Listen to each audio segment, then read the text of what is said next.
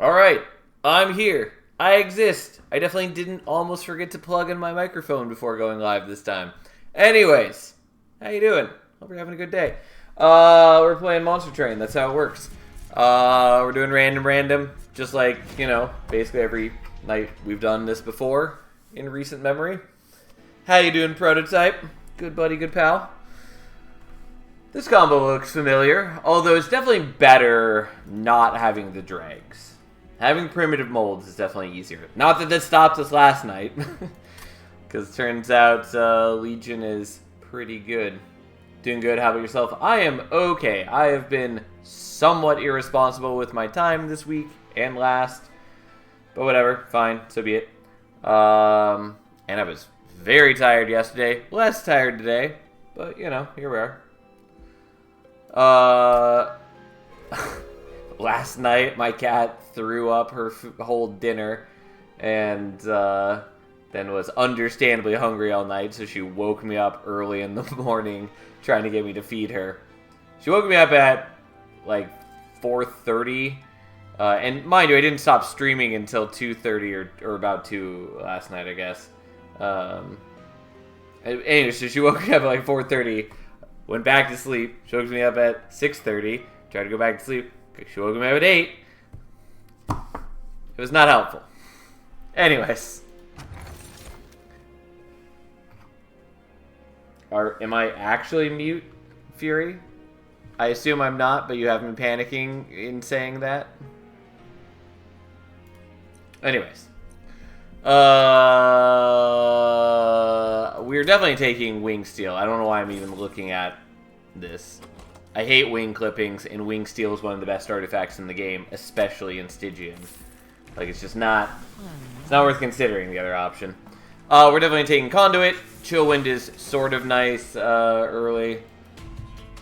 No, you were saying I was going to plug the mic in. Yeah, I realized that's what you probably meant, but I just had that moment of panic where I've definitely accidentally left myself muted before, and it is, it's not great. Well, I guess we'll play the Steward there, get him killed early, so we can try to reform him. We do also have the Giraffes. God, I really hate not having backline access in combos like this, because there's basically no way that I get the Collector here.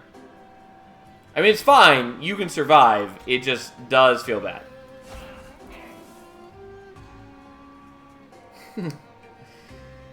How you doing, Major Laser? Sweet cold channel run last night. Fell asleep in the middle, but watched the VOD this morning. Totem on eggs is pretty nice. Yeah, I mean, what really did it for us was mostly the Echo Infusions. But yeah, like... Bogfly Chrysalis is such a cool unit. I love that it allows you to easily duplicate an effect. And so yeah, we were getting a fair bit of armor from that, which would have been a lot more meaningful if I weren't taking, you know, so many shards. And if I had been more considerate in how I was using the Echo Breaks, i.e. only casting them when I was on low charges on the floor rather than just willy-nilly shooting myself. Anyways. The problem is, like, none of this really matters. I actually was originally going to preserve that, and I think that was the better option. But here we are. Interesting draft situation.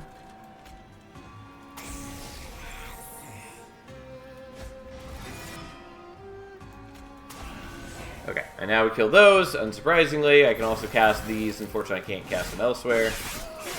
I'm glad we finally drew the drafts, because ideally, we just reform them often. But yeah, it's there were some cool runs last night. I definitely had a good time.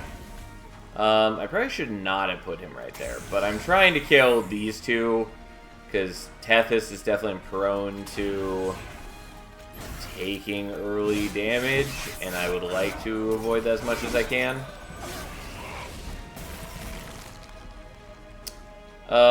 This is not great. Yeah, I don't know why I forced the draw there that way. I should have done 2 lances up here, if anything.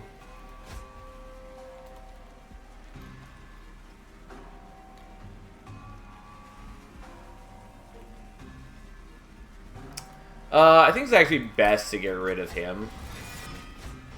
Because what we want most of all is to get back at least 1 draft. That was really, like, the key thing we wanted. This turns out drafts are good. At least early in the game like this. And they're a great infusion, too. But anyways, having let them die a couple times, so they have a meaningful amount of burnout and a little bit of extra stats, is great for just winning that boss fight for us. We've already got the offering tokens. I'll take a crypt builder. I'm alright. How you doing, Tiny? How you doing, Panhandler? We're taking Hallowed Drippings. I do like Purifying Cleanse as well, but Hallowed Drippings is just very useful. I don't know why I'm looking at this. I want the map. Yeah, we're skipping this. I'm sort of okay taking the Paraffin Thug. I'm pretty okay taking the Baron, but here we are.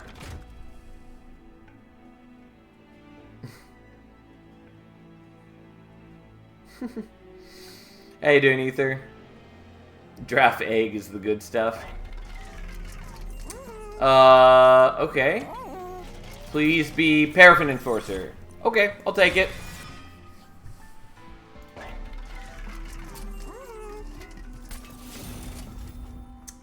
And is it gold here? Yeah, it is. Okay. Nope, I want quick. The burnout is also okay. Can you use Paraffin Thug for infinite money? Not infinite. You can use it for a lot, but Paraffin Thug is a slay trigger specifically. And so there's a limited number of enemies you can kill. But, yeah, you can use it for extra gold. I don't like it that much. If you want the extra gold, usually Wickless Tycoon is better at that. Because it's a harvest trigger, and slay triggers in this game are inherently a bit unreliable and wonky.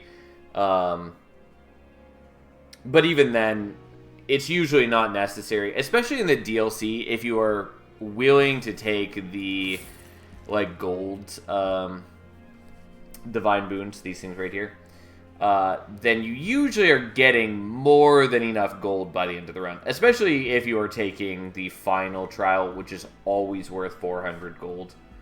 I mean, obviously more gold is better than less gold, but you pretty typically are going to have more than enough to do what you want to do.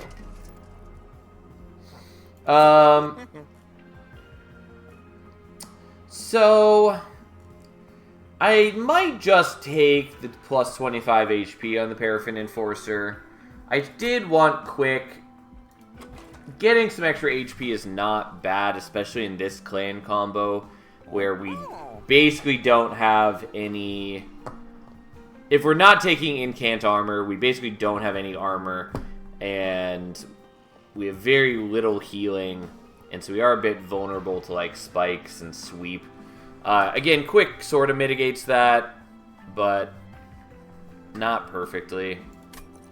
I think for the moment, I'm willing to skip on that. I'll take the trial, because who am I to turn down the trial?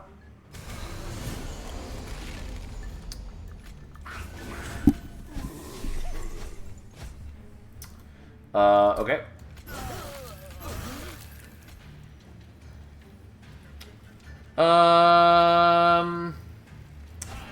I guess I'm willing to do this. I kind of wish that I had only killed one of those guys and used the other Frozen Lance on the next floor. And by kind of, I mean I very much wish that that's what I had done. Because that would have been a much better plan. I really wanted to get another Frozen Lance right there.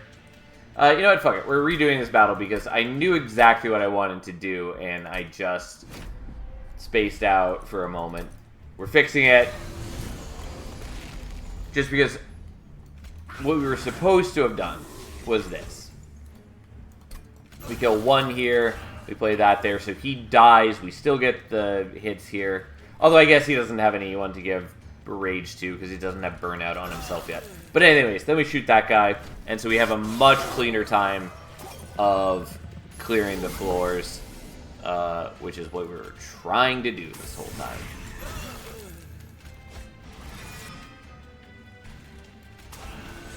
It does mean I'm less efficient at hitting these guys, but that's fine. I don't really want the Paraffin Enforcer taking a bunch of damage, but if we do have to reform him, it's not terrible. This needs to be the draft. Yes. Excellent.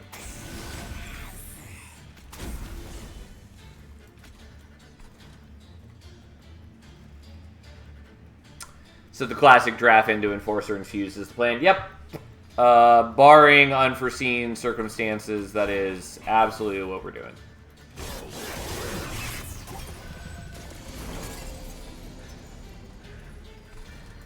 Well, we're gonna Crypt Builder that and just hit him for a bunch. Now I kind of want to make him die.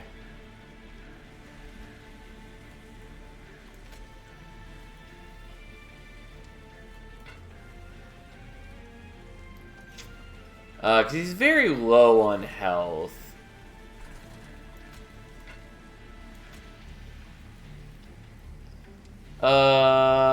Okay, so we can do this, even though then you also burn out, but that's fine.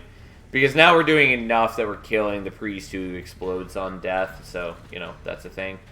And we're gonna do this so we can kill your minions. Oh, well, I wasn't expecting to draw that again.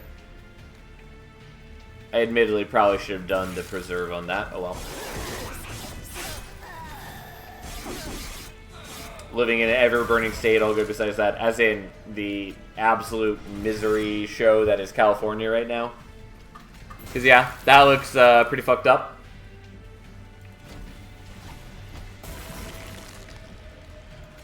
Fucked up to a non-trivial degree, I would say. Okay, we really would like to get the Paraffin Enforcer. Even though he's only got Burnout 1, that's still good enough for us.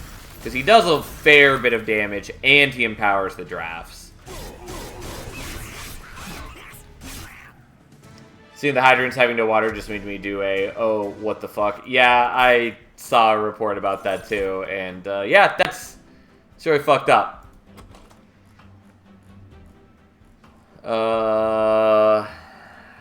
Yeah. Yeah, it's madness, is what it is. Year after year, we continue to have worse and worse climate problems. What a surprise.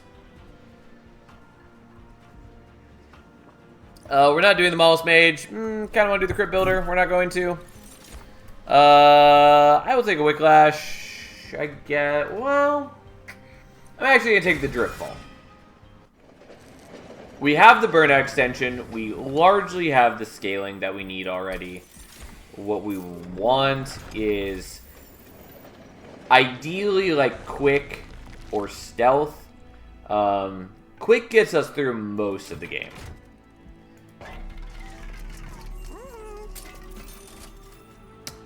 There's more multi-strike, though. And who am I to turn down more multi-strike? I mean, again, the responsible choice is not doing that. But there's a good chance, well, there's a reasonable chance that maybe we see Engulfed in Smoke or we see Frenzied Swarm, and we can use that for our defensive option.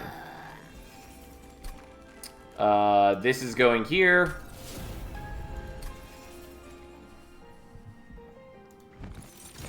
We don't need that.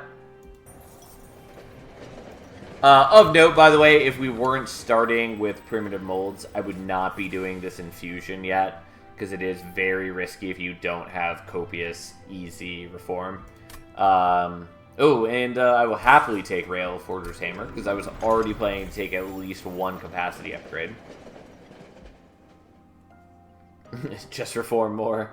Tiny Stone incoming. I mean, I would happily take Tiny Stone. Okay.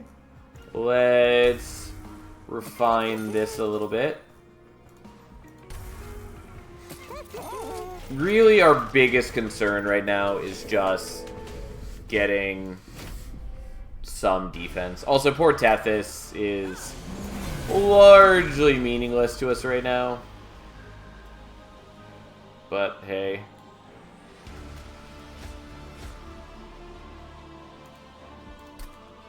Okay. We're gonna put you there so we can dodge the Ember Drain. It's fine. Shouldn't you have taken the Lady or the other Enforcer to infuse into the draft? No.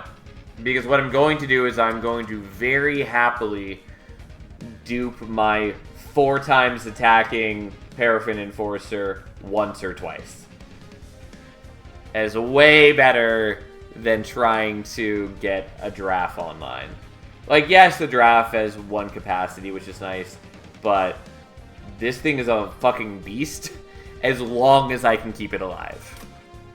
Hence my concerns about wanting to make sure that we get defense of some sort.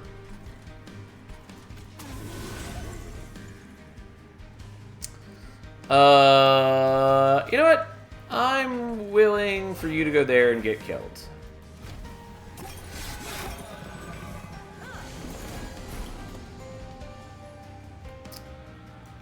Okay.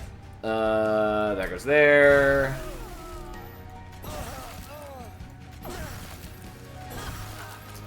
And that goes there. And hey, look, now burnout is never going to be their problem. I'm sorry, Tethys, I ended up with you in front, which wasn't really what I meant, but it is what's happened. Unfortunately... Oops, I almost did that on the wrong floor. Unfortunately, the Paraffin Enforcer, thanks to Talos, ended up behind the draft.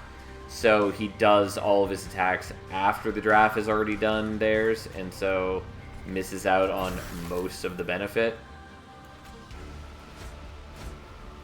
Kind of hoping this is going to be a crypt builder, but fine.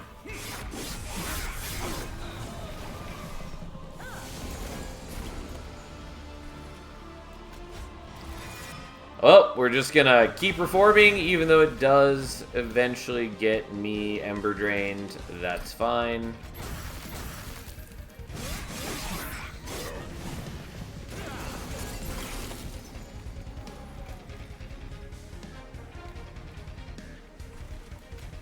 Okay, we're gonna do this so we can kill this guy, so then you are vulnerable to Frozen Lances.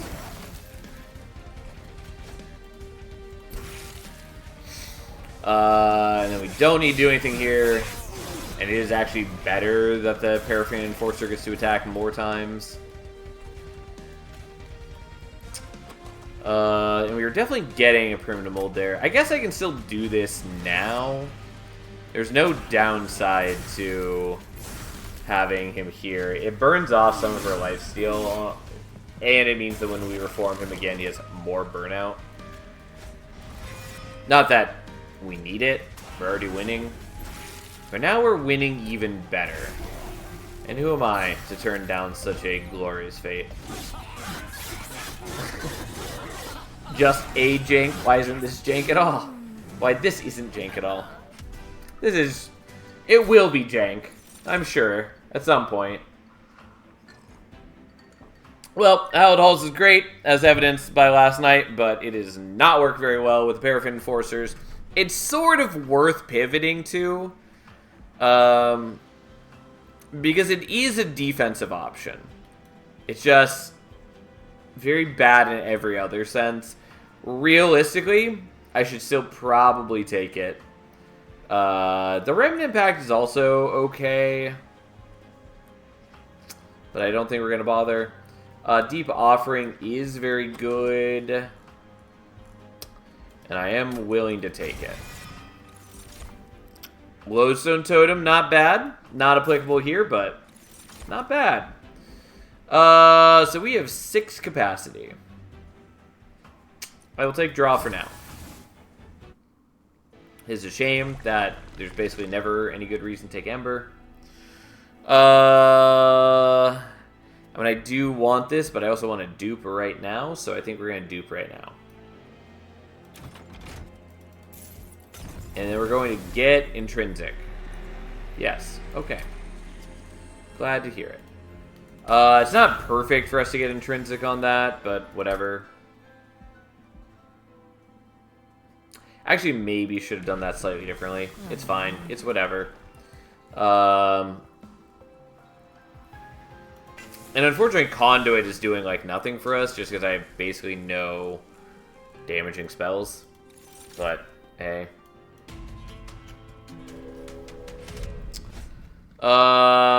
Yeah, so this is the problem, is that spikes ruin us, and I'm still gonna do it because I'm a madman, and I just want that artifact.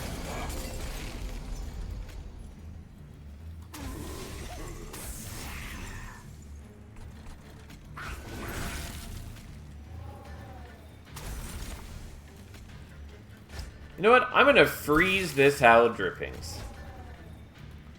That's just the kind of guy I am. But yeah, the problem is that I have, like, no fucking defense currently, and yeah, I just die to spikes, as one does.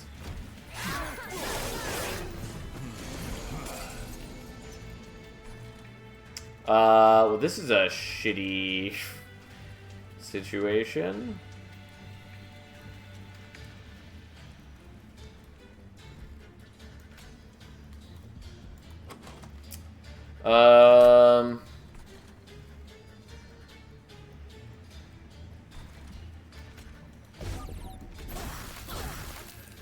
I was really hoping that we were going to draw into the offering token with that.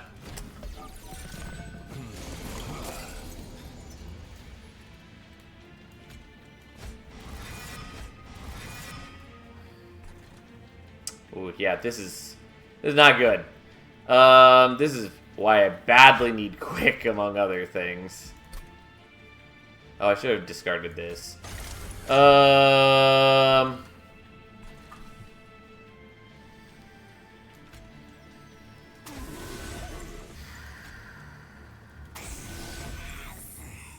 Yeah, this still isn't... Well, it keeps you alive, but it doesn't solve my issues. Yeah, this is real bad.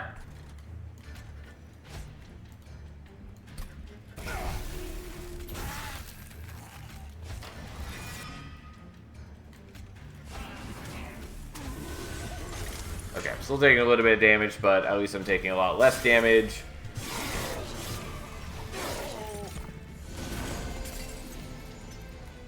And then you're an asshole and you Ember Drain me. It's not the one I wanted to get back.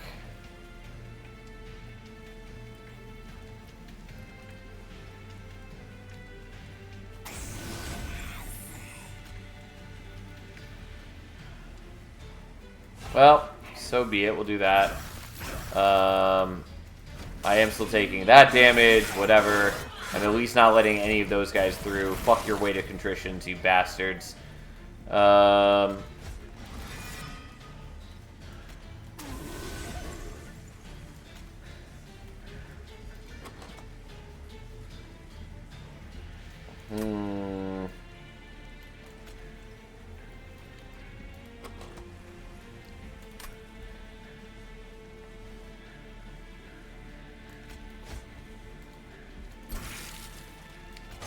We'll hold on to that. Unfortunately, I haven't minus cost anything in my deck yet, so it is still actually a challenge for me to play things.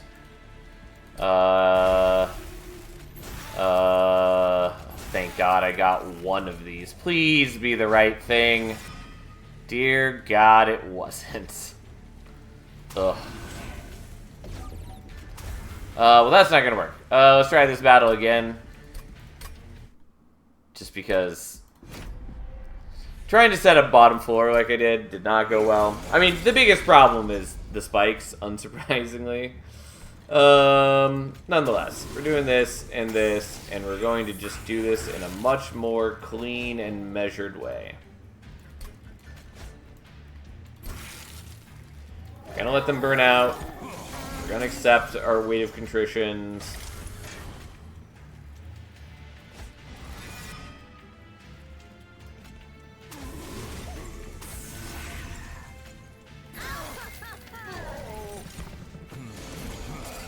Realistically, I should not have done it that way, because I deprived my Paraffin Enforcer of getting to do the scaling.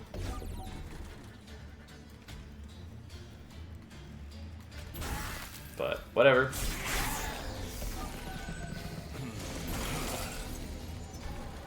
It didn't end up mattering all that much.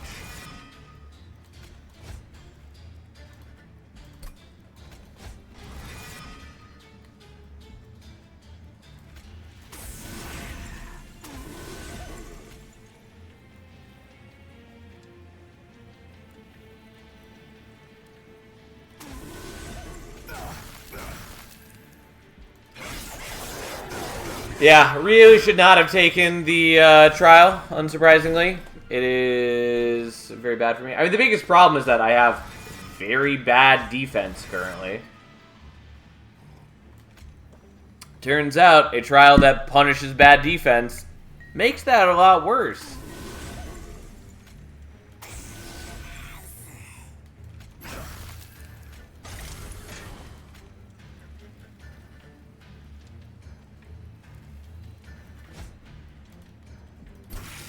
I maybe should have saved the preserve. That's fine.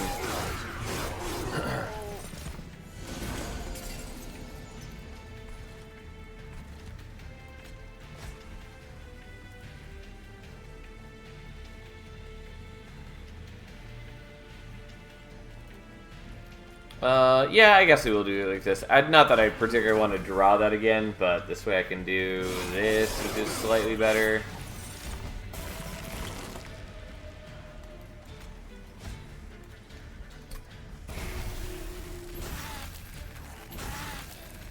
Alright, let's get rid of some of those. You know what? I'm going to do that just because I don't think I'm going to be able to get 3 primitive molds on this coming turn. Like, maybe I do. Yeah, unsurprisingly. Fuck, god damn it.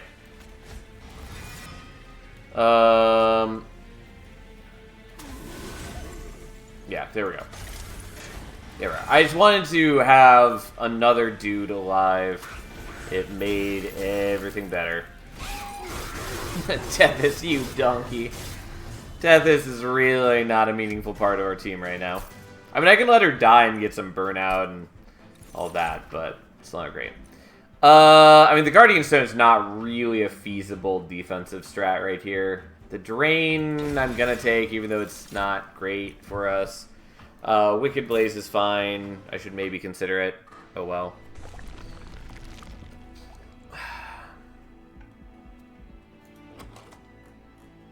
Yeah, I mean, we're going to the left here, I guess. Although I do want to remove stuff. I really just want, like, Light's Gift. Is that so much to ask?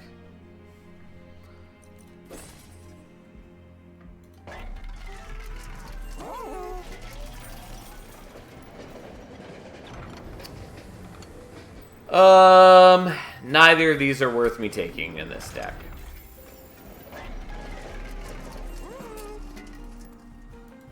I forgot I had the Drip Fall already. I actually don't need the Drain then.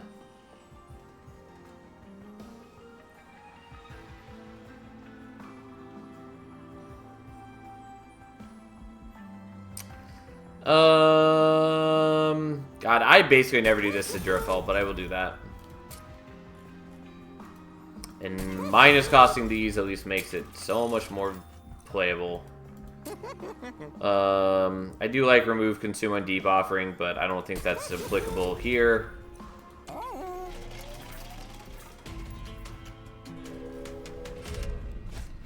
Hear me out, the extra Ember, just even +1 would be worth if you're double stacking things you can play them on any floor. Nope. Absolutely incorrect. Not in this instance. The problem is that I just really need better defense. And unfortunately, I've locked myself out of Quick as an option. So, you know, that's not happening.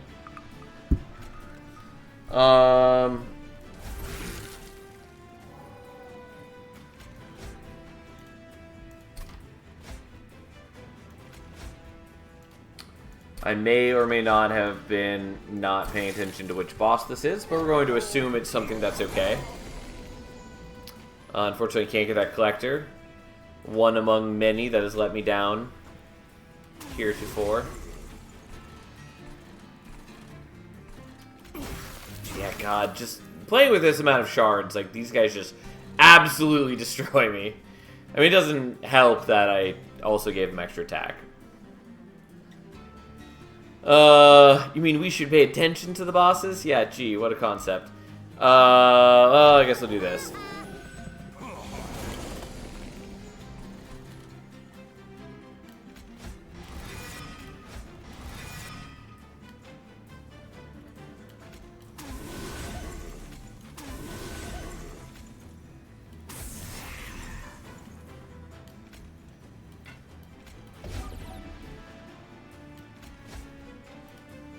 God, yeah, already you do a lot of damage, which is not good.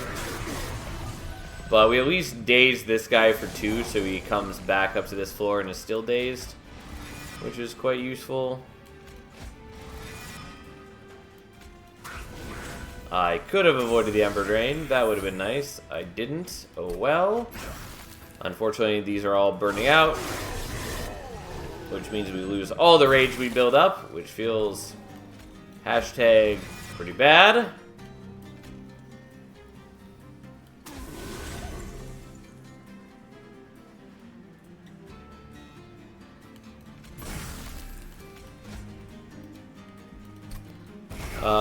Really wish I could play that Drip Fall, but okay. Also wish you didn't have Sweep.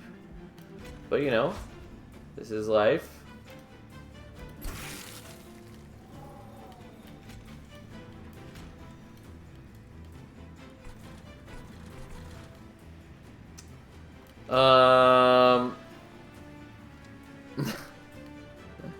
I'm working on that biology degree to find a salamander just for you, Sal. You know what, Tiny? I appreciate your dedication to the cause. Fuck it, whatever. We're doing this now. Just get out of the way and all that. The problem is things die. Ow. Ah, it's this sweep one.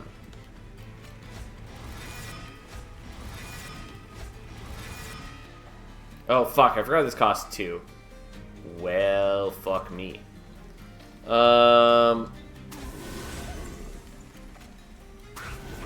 Should have played Tethys first. Getting real sloppy.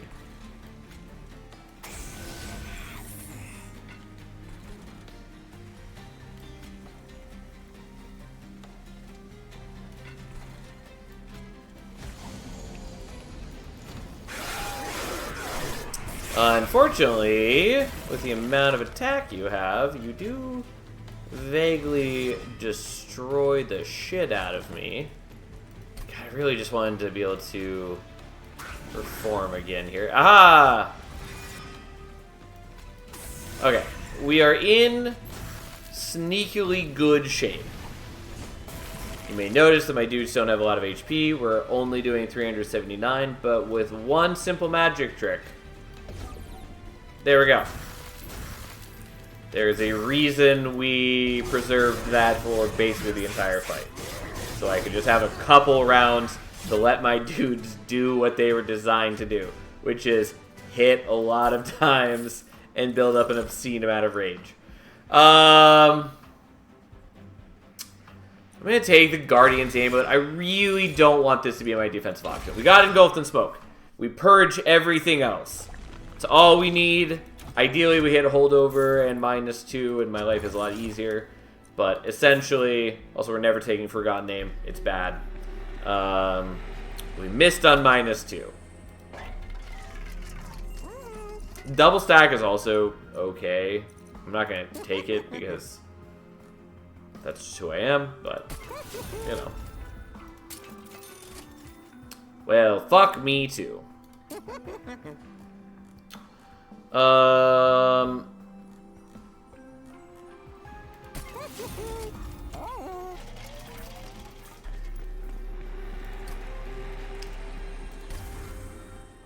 We're not going to use this draft long term, but we've transitioned into take shards for no good reason mode. And we're going to fix things. We're going to make a better world.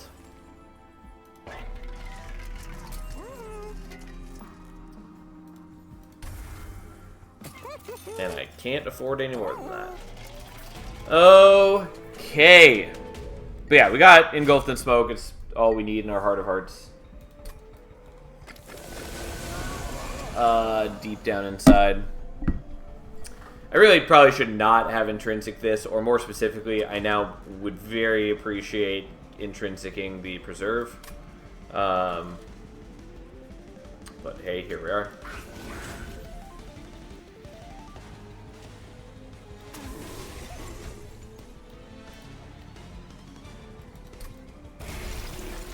Okay. Well, once again, I didn't dodge the Ember Drain for God knows why.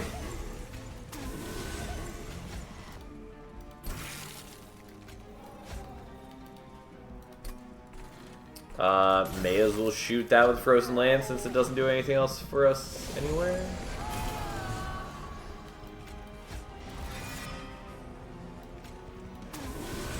Okay, so before we do the Engulfed in Smoke, we play some things out just in case we draw the Train Steward. We didn't, and thus we do this. Unfortunately, you are burning out. Whatever. This is the problem with my current deck situation, which is why I often do this a little differently.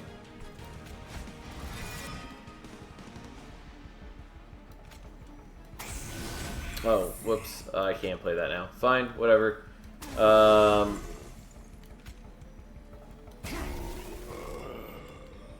Whatever. Unfortunately, they're all dying, which is, you know, not good.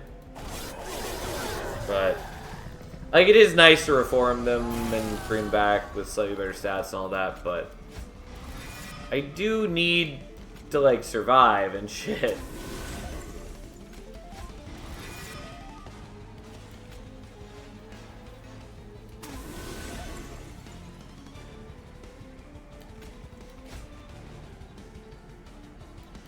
I have not made good use of Deep Offering, unfortunately.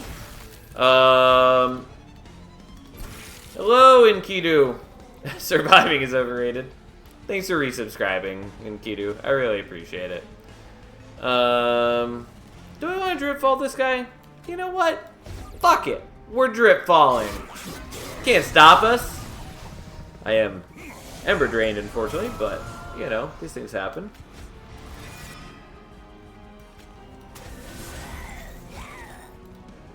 I really wanted the Engulfed in Smoke. But I am also at least willing to do this now. It is a little bit sketched because if they die from here on out, then they won't have the same amount of burnout. Oh well, it is what it is.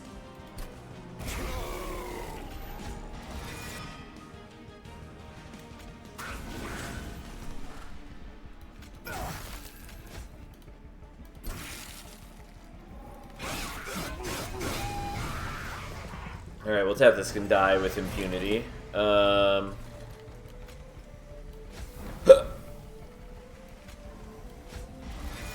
I did not mean to do that without having Tethys out. Well, fine. And unfortunately, I can't play the Deep Offering, which I would have been willing to do just because it has a higher chance of getting back to Engulfed in Smoke. And ideally, I would like to stack the Stealth, but hey.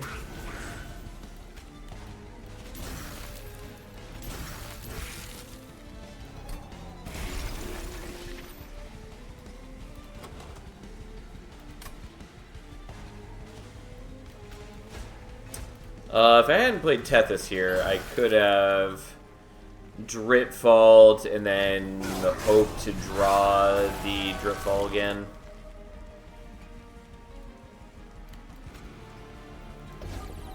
Yep, but that's all we need. Turns out Paraffin Enforcers scale like madmen.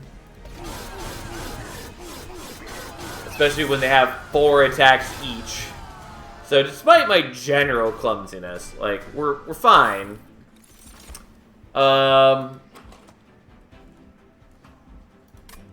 So as far as boss upgrades, well, let's just get through this. We're not taking another deep offering. I'm not using the one that I have. So more draw is good. We could take more capacity and fit another Paraffin Enforcer. We already have enough that if we just don't want to use the Giraffe or Tethys, we could just fit 3 Paraffin Enforcers. Stumble through the finish line is still a finish. You are correct, Prototype. I was not tired until I started streaming, and now I'm pretty tired. Turns out, getting woken up repeatedly by a hungry cat will do that to you. Not just a hungry cat. A hungry and very determined cat.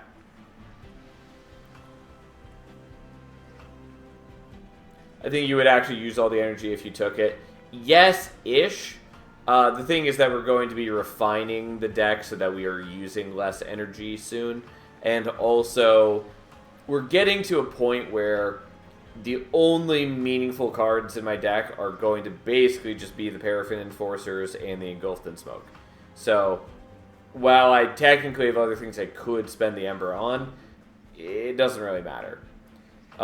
We are just going to take the capacity, I think, so we can fit Tethys or the Giraffe alongside our dudes. But this is what we're doing.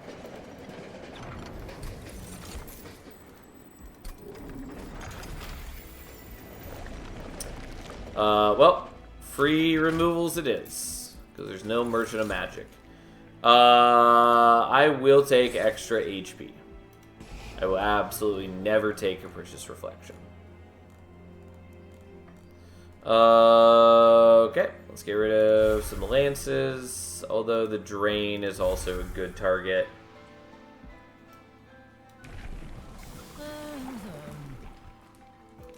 Fine, we take Conduit 3. It doesn't really do anything for us. And there's no more Temple. Why? Oh. And the Hell Vent is on that side. Really should have evaluated that before I took the space.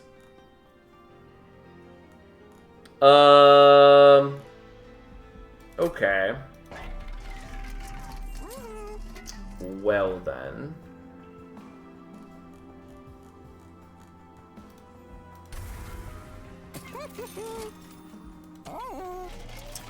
I could take that multi-strike for the Giraffe. I'm not going to.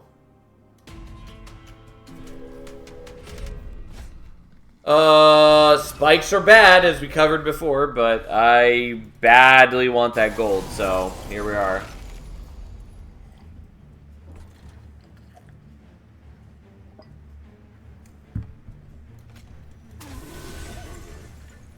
I'm sorry. I don't know why I'm trying to play that there. We're definitely playing that top floor. It dies without doing anything either way, but top floor it at least dodges Ember Drain for me, so there is a valuable purpose to doing that.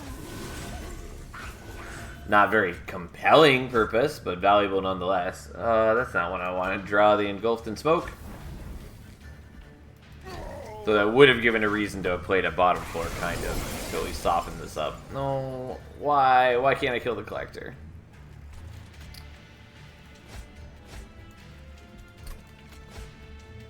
Oh, that was unfortunate. Well, definitely not when I wanted to have drawn that. I suppose I had the Preserve, and I could have just done that differently. Whatever, mistakes were made. This is not a great start for me, I must say, but turns out very few turns are these days.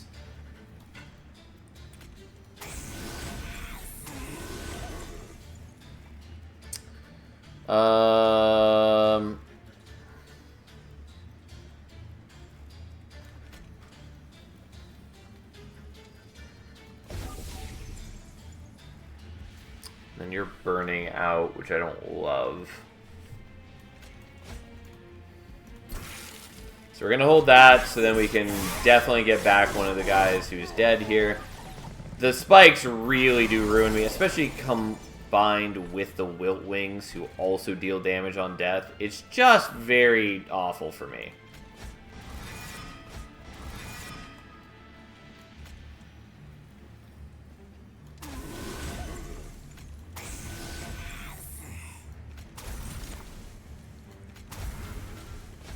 Okay, I can at least mitigate the problem somewhat. Oh, yeah. Oh, he doesn't explode on death because he was silenced. Okay, well, fair enough.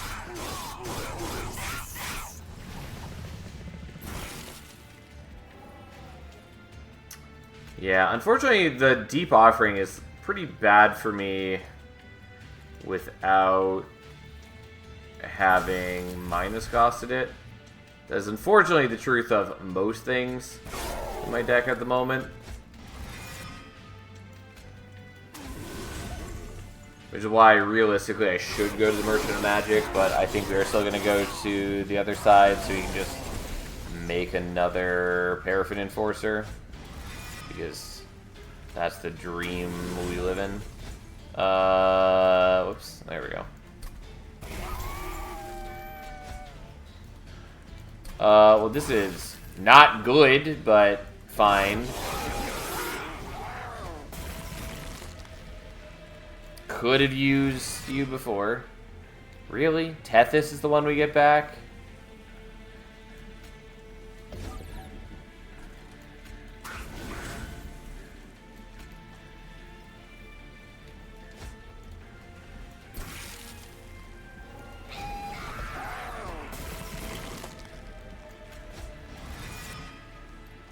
Okay. So we can get back that. We can get back that. And we drew into the other primitive mold. Again, this is why minus costing things is so important. And then that's already a kill. But now we make it even killier with some stealth.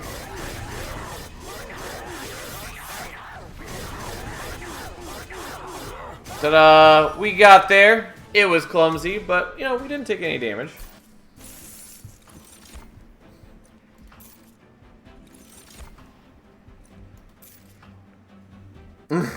This is a good unit after minimum 3 wax and revivals. Anyways, I do actually want to go to the Merchant of Magic, but we already committed to the capacity. I mean, again, realistically, if I were playing this correctly, we would still go there, despite having chosen capacity. Sadly, we don't have any extinguish effects. Flicker's Liquor is not the worst for us. It's not, like, great, but it's not the worst.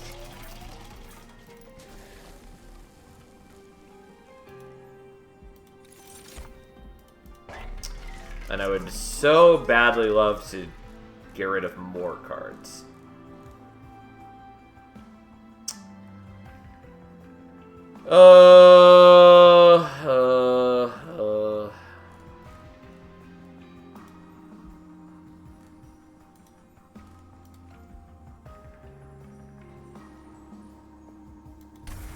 Whatever.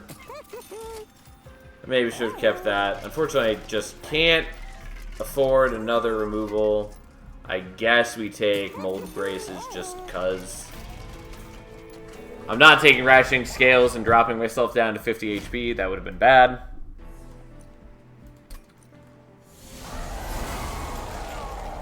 Anyways, it's time to be a little awkward.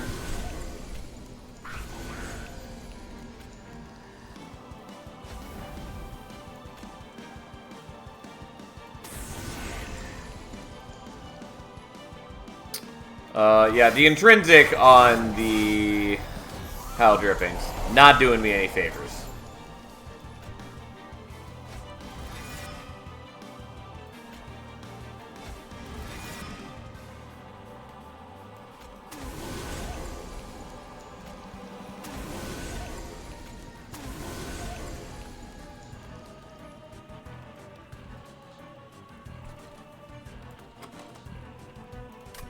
You know what? I'm willing to play that so that we can get this down to cost of 0. I do deprive myself a little bit of scaling to do that, but so be it. Well, unfortunately, I would have used the... I would have used the Howl Drippings that turn, but we didn't draw back into it because we didn't. Fine. We'll use our 0-cost primitive molds and live in beauty and endless joy.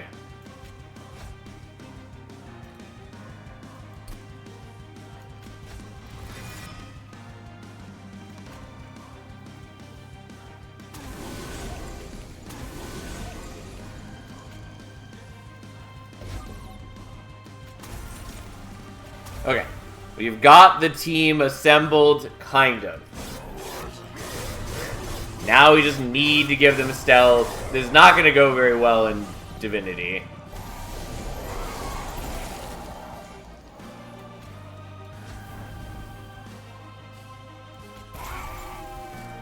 I didn't really need to do that. By that I mean I shouldn't have done that. Because it means less things for my absolute army of dudes to attack into, frankly. It is so many attacks.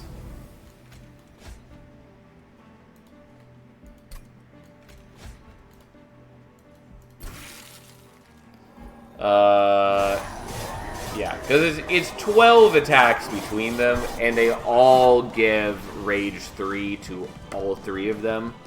It's a lot.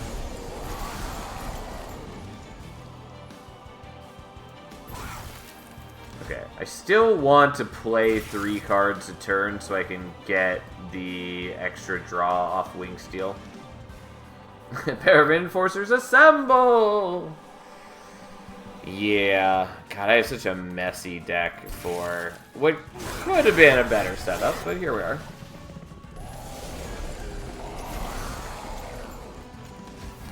Okay, but we have proof of concept. We are gaining more stealth than we're losing.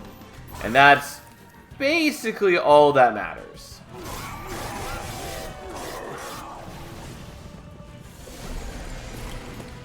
If I had the draft instead of Tethys up there, we maybe would have already won by now, but hey.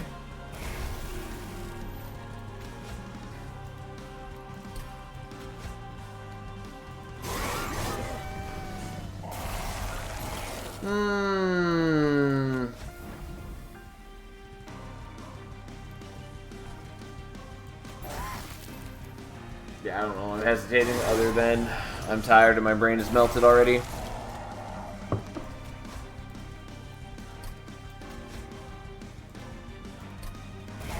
Well, didn't get to get more stealth, but it doesn't matter. I still got 4 stealth. Have some sap just for kicks. And then we absolutely beat it to death. Not even a question. Alright, let's see how goddamn messy this is.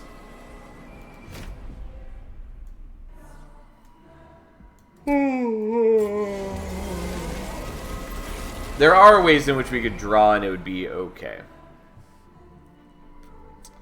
Frozen keeps a card in hand, hold over, puts it on top of your deck if you play it, right? Yes, that is correct. Okay, so we're playing you out. We are going to freeze this. We are going to, I guess, leave Tethys rolling. This is why I wanted to take Jack Strips, and I didn't.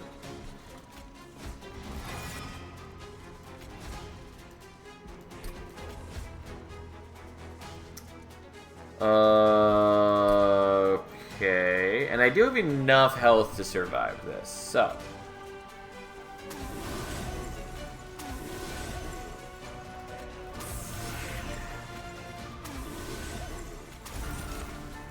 I do take a chunk of damage, which is not good, because I do still need to contend with spikes and all that jazz. And there's just not really a great way around that. But, also, not to mention these guys. But this is the best I can get. Also, I am still doing 1,000 damage, even after chewing through all those guys and their goddamn damage shields. Outhalls would have been nice for this problem. Yes-ish. It would have caused other problems. The best around, Sully, never gonna let you down. You wish. I'll let people down if and when I choose. Thank you very much. Anyways, doesn't matter. We're killing Divinity. When I'm allowed to do my thing, my Paraffin Enforcers absolutely fucking shred. Thanks for the follow, by the way.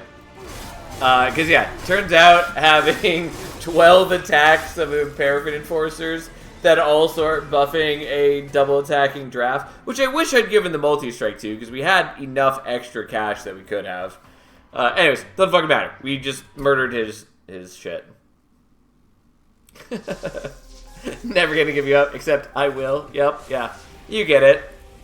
You understand. You understand what we're all about here. You don't get a chef salad? No. You'll get what you get, Tiny. And by that I mean I'll play Spine Chief, but it'll be a random companion. Yeah. Manifesting Rector. Anyways, I'll do Spine Chief, but we are going to keep it random as a companion. Probably because we just did Awoken last night. We're all about trying to make Sal take Thorned Hollow. I mean, that's really only you, Splat, and to be fair, I did it of my own volition earlier this week. And you know what? It was pretty great. That was a very fun run. I enjoyed it immensely. What's wrong with Thorned Hollow? The problem with Thorned Hollow is that at High Covenant, High Shards, it's generally not great for a number of reasons. Spikes tend to be underwhelming against heavily shard-enhanced enemies. Plus, to build up these spikes on the Thorned Hollow, you're casting a bunch of healing spells, which are effectively doing nothing else for you, as opposed to... There are other strategies, like incanting, where you get to play a spell that does something, and your unit also scales, as opposed to Thorned Hollow, which requires you to be using basically a garbage spell to give you a moderate benefit. And then overall healing in this game is by far the worst defensive option, which is more pronounced a problem at High Covenant, High Shards. Because like you can have a Thorned Hollow, which has base, what, like 100 HP, 80 HP, something like that?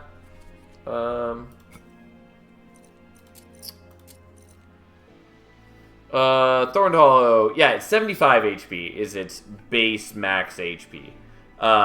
There are plenty of waves in the game that will kill a unit like that in a single wave. It's not quite as bad for Thorned Hollow, because if you get the spikes high enough, you'll kill multi-striking enemies before they get to do their second and third attacks or whatever. But the point is that, like, 75 base HP is really not that impressive. Add to that, it's also a 3-capacity unit, and it makes it even... It makes it harder to fit in a lot of compositions, especially because, like, alongside Wildenton, you can't even fit them together unless you take capacity. Also, does not have a good infusion, so it's not even a good, like, pick it up now and pivot off of it and fuse it away option. There's just, like, a lot of things that make it not great. There are ways to utilize it, of course, but, like, it has bad base stats. Its ability is not particularly good or relevant most of the time. It has a high capacity. Its infusion is bad. It just has a lot of things that make it not great at High Covenant, High Shards. Again, all that said, every single unit, basically, except for, like, Wilting Sapwood and like Consumer of Crowns can be like useful at high Covenant, high Shards, and can be used. Glug Cider also suffers pretty badly. Well, Thorn Hollow needs relics to be good with, mostly like everything else. The thing that is bad with the Rejuvenation trigger that is less valuable than Incant trigger because it's more narrow in application while having almost same value. Though Thorn Hollow is good if you pair it with Incant and use it in frontline. Not really. I mean, so first off, yes, it gets better with relics, but it does not get tremendously good with the relics. And also, I think it's wrong to say that everything else also needs relics to be good. Because there are plenty of units, like, for instance, Siren of the Sea, Keeper of Echoes, Bogflood Chrysalis, that are very good without their supporting relics and just get even more fantastic with those supporting relics. Whereas Thorn Hollow goes from being not great to still not great, but better. Thorn Hollow is a big beef that does damage to everything. It is like sweep but non-sweep. Yes, kind of, except that a big block of HP is not that great in Monster Train. Like, it's helpful, but healing is by far the worst defensive option. It's so much worse than just stacking like armor, stacking damage shields, stacking stealth, whatever. Also, there are enemies that don't attack and then will still get to your pyre, and because of spikes will still do a lot of damage to your pyre, and Thorn Hollow does not take care of those. Sweep also deals damage to flying bosses the whole time. Sweep is also more easily supported because there are way more attack buffs. You can also give it force multipliers by giving it multi-strike or trample. You can also give a sweep unit quick, which also is a defensive option that also combos with your other defensive options by like preventing enemies from knocking off armor or damage shields. Like there's a lot of things that make a sweep unit way better than Thorn Hollow. Also, Thorns trigger Slay. I find that people are way too focused to one-way carry. Well, Thorns do trigger Slay, but also Thorn Hollow doesn't have a Slay trigger, and there's very few Slay triggers in the game. So, like, yes, that is relevant. It is a lot less relevant in the DLC. And I agree with you that I do think people tend to tunnel vision in this game. But I will say, I play a lot of different types of builds in this game. And again, Thorn Hollow is usable. It is still bad, though. Thorn should be a floor effect, change my mind, i.e. jackstrips. Like, just anytime spikes are there. I'm not sure exactly what you're going for there, Tiny. Also, as far as the run we're actually looking at, this is an interesting start. I do very much like the perils, especially in Patient, since it will work nicely with Prismal Dust or like Void Binding if we see them. Soul Crushing Guilt, also good. Unfortunately not infused, but it can't be infused when you first start with it.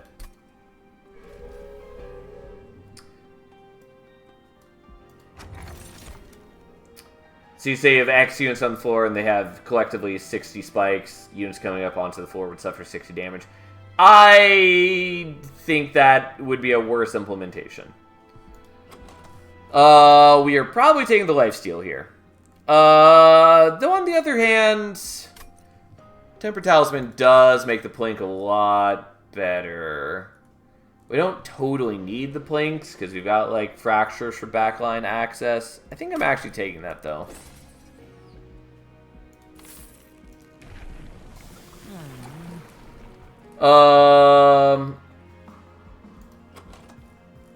Also, we lost like 9 viewers during my rant about Thorn Hollow. Oh well, that's fine. Things happen. I'll tell you right now, I kind of just want to play Infector here. It is worse than Decayer, and we have a decent start for Decare. But you know what? Fuck it. We're doing Infector. Think of a scalable jackstrips is what I'm saying. Yes, but it's thematically less resonant. Like, spikes make sense thematically because it is units ramming into your wall of spikes that are, like, you have a prickly unit, and so it deals damage when people get into close combat with them. Like, that's thematically resonant. Also, it has a lot less counterplay, or not counterplay so much as it just is a lot less interactive with the enemies. Also, it doesn't work then for enemies to have spikes, and so they'd have to then just also make spikes as they currently are for enemies or do something else.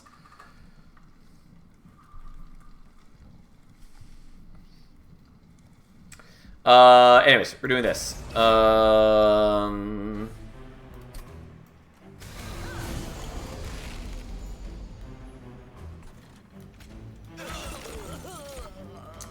Alright, I don't hate seeing that because then you can also block.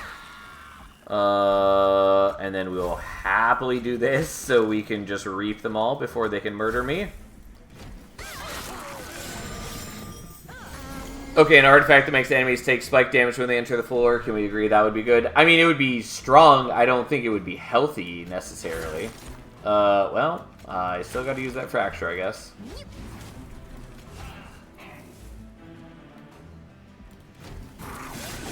Kind of wanted to daze this guy, but then they wouldn't take any reap damage. We would have gotten the collector, but... alright, well, let's just set up more defense, I guess. And then do a little bit of damage there. And then kill them with the reap.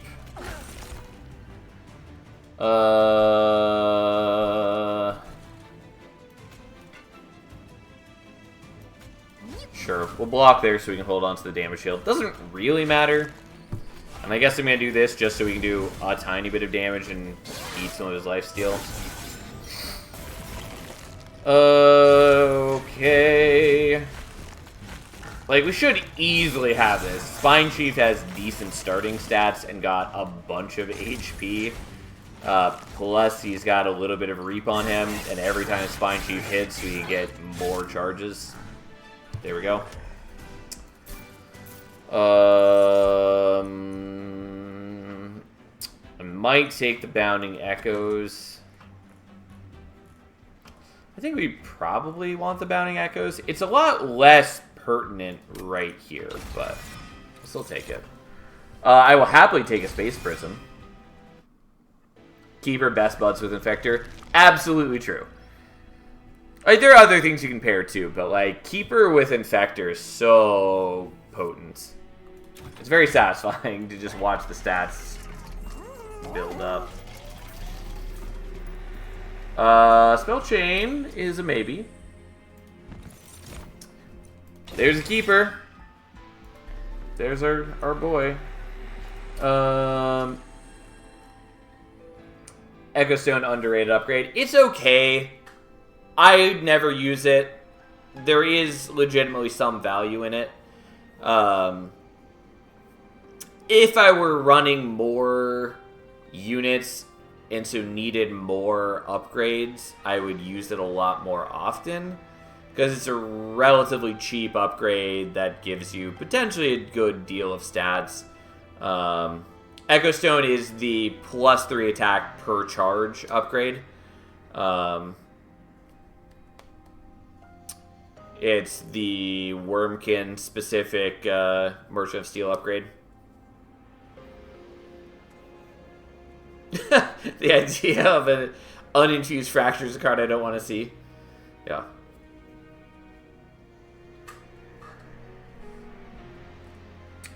Okay. So we're probably going to spell chain the Perils. We will do the Fracture. The Blinks are okay for us right now. Permafrost is acceptable. It's not what I wanted.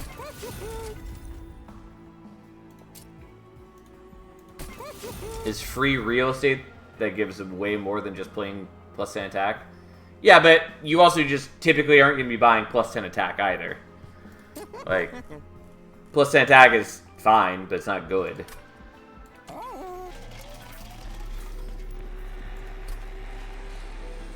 I kind of want to do Spell Chain here. We also need Intrinsic for this, sort of. But I'm pretty sure we're just going to do this. And that's fine. And we're not going to go nuts on shards yet. I really want Holdover and Intrinsic. Oh well, we'll see what happens.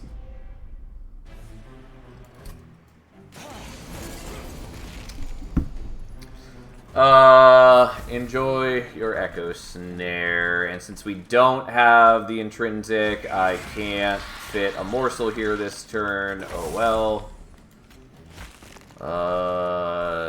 Fine. Enjoy a morsel. Boo! Boo to it all! No Chained Prism, no 14 damage Plink, no 60 shards. Well, I'm sorry, my friend. Realistically, I should have just let him attack there. And I could have used the Plink elsewhere. I just got carried away. Regardless, let's get some morsels killed so they don't get in the way.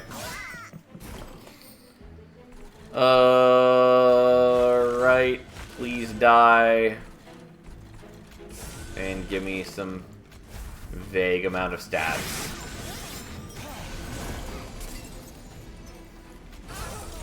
Okay.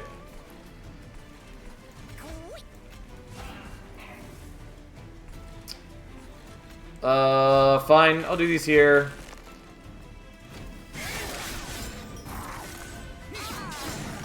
Could have also done a top floor to generate more charges, but I didn't. And by charges, I mean more stats for our dudes, whatever. Could have used the Space Prism quite a while ago. That would have been nice. Unfortunately, the Soul Crushing Guilt is not incredible for us, but we are going to do it here, so we at least get to kill the frontliner.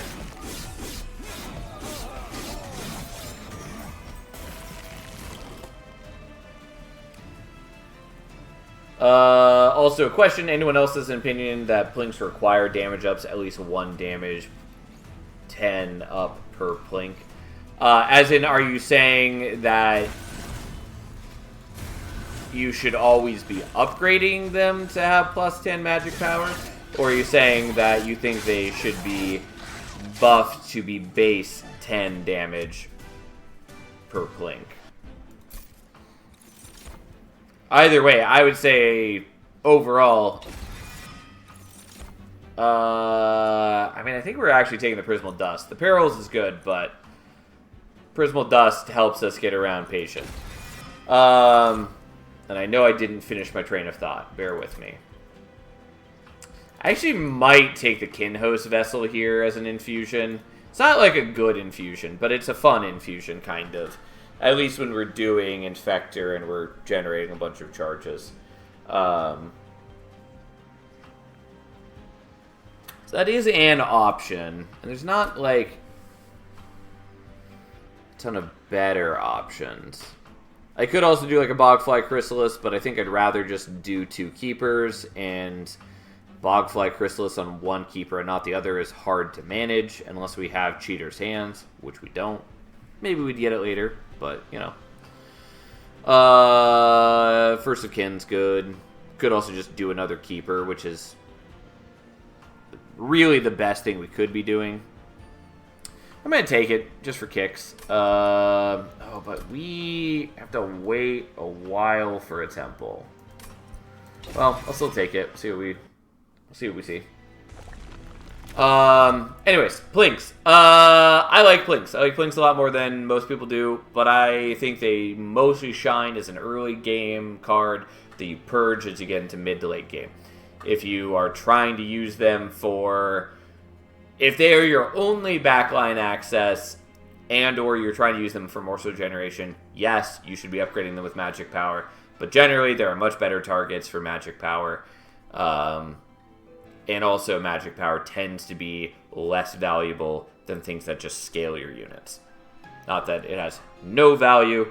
It is, of course, useful, especially on things that are targeted damage and things that are like sweeping damage like Vent or Glimmer.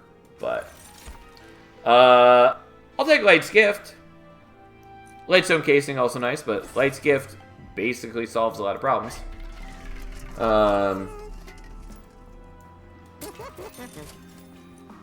I don't want Quick anymore. Upgrading out the base would be overpowered. I say the Plinks need damage upgrade for early time stuff, and taking early challenges, remove Plinks afterward. You definitely don't need to upgrade them to do the early trials. I mean, it helps, but I think it's overall usually a waste of gold. Nope. Not taking these. Like, I could take the Pyre heal, but I'm fine without it. I assume by Etcher you mean First of Kin, the +5 attack per consume card. I mean, like, and if you're talking about a Bogfly and not Bogfly Chrysalis, I would not do just a Bogfly because it's not a banner unit, and that makes it a lot worse. Also, Bogfly Chrysalis is just better because it allows you to share upgrades between two Bogflies, essentially. And especially with Infector, hatching it is pretty trivial. Anyways, let's at least refine this a tiny bit and get rid of a Steward. We are against Double Explosion, but Light's Gift makes our life a lot better. And after this, things get better. Now, do I want to put down that Kinhost Vessel? I'm going to. The problem is we have to get the Space Prism to also fit the Keeper. And that's not great.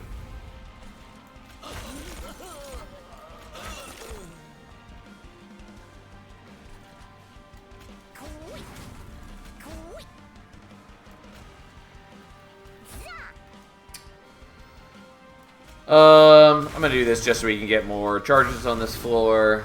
And then unfortunately I can't fit you. I'm being very greedy by also trying to do the egg up there. God, why couldn't we just have gotten you last turn? The problem being is that I cannot hatch the egg now, else it will not leave us with enough capacity to have the Keeper. We are going to do the Reap here so we can get that killed before it hits the pyre. Luckily, what am I trying to say? Luckily, Light's Gift prevents it from sweeping and killing the egg, which would have made all of this a moot fucking point.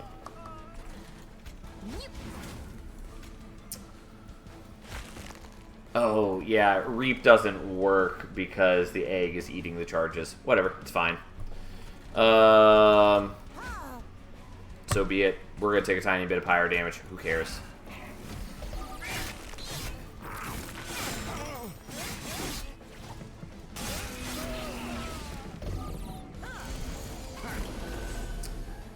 Keeper of Echoes does not increase capacity on infusion.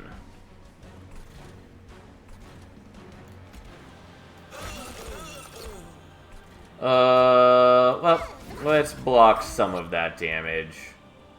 Unfortunately, I'm just gonna take all that pyre damage because, again, I still cannot use Reap on that floor because of the egg. I mean, I could have hatched the egg, and it would be doing fine work for us. I'm just being stubborn, wanting to get the stupid Keeper in place. But I've wasted so much time, and we still don't have the Keeper. Feels bad, man. We'll do this because I'm not going to draw back into it, even though I'm only getting 1 damage shield out of it. Hey, look, it's the goddamn keeper. We got there. Ugh. I mean, we're in good shape to just murder the boss, but it does feel really dumb. Anyways, let's daze him for a couple turns. I think I actually do less damage, because I think it's probably taking more damage from the Reap when I have more charges. Not too worried about it. We've got a big bad bog, or not bog, but Kinho's pupa.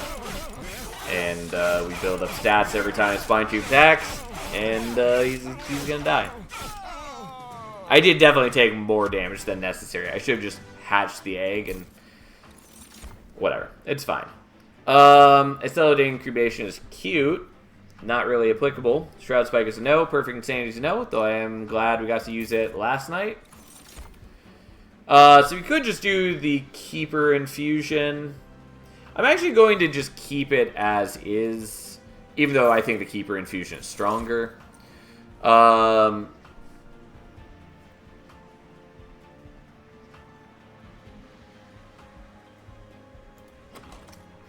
then I'm pretty sure we're just going to take capacity here.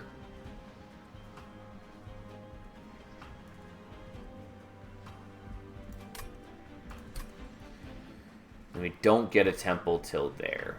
Annoying, but okay. I really want intrinsic from there. All right, we'll take that. When are you infusing, or is there a due for the Space Prism? The problem is that we don't know if we're gonna hit. Well, we don't know if we're gonna hit intrinsic on it. Whatever. The point is, this is what we're doing. Permafrost is acceptably... Except we already have that, so never mind. I could Permafrost the Soul Crushing Guilt, which is fine. Goodbye. We're just taking sweet, sweet gold. Plenty happy with the Infector. Now getting 2 attacks. Get a minus cost, whatever. Yeah, okay. That makes life a little easier. I do like the Echo Transfer. We are going to do the Perils because once it's infused, it's 2 charges, where this is only 1. And charges are going to be very valuable for us all of a sudden.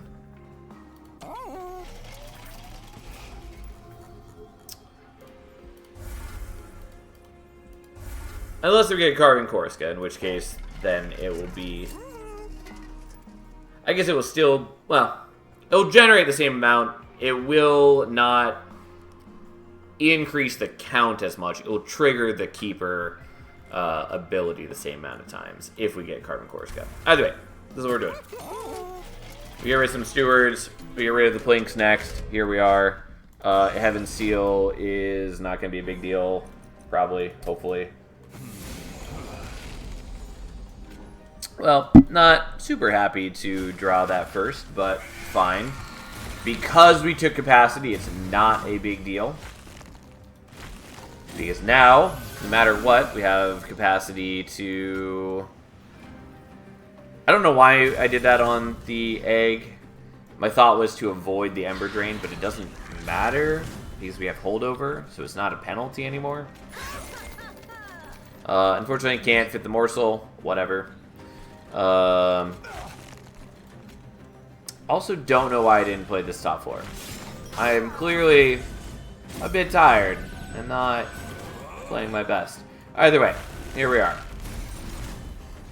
I'm very happy with Light's Gift. Anyways, we are already doing enough damage to kill these guys. Very shortly the egg will hatch, and then we'll look a whole lot stronger. Plus we are already building up stats on Sweet Sweet Spine Chief. And there we go. Alright, our big beautiful beetle boy is now a meaningful member of society.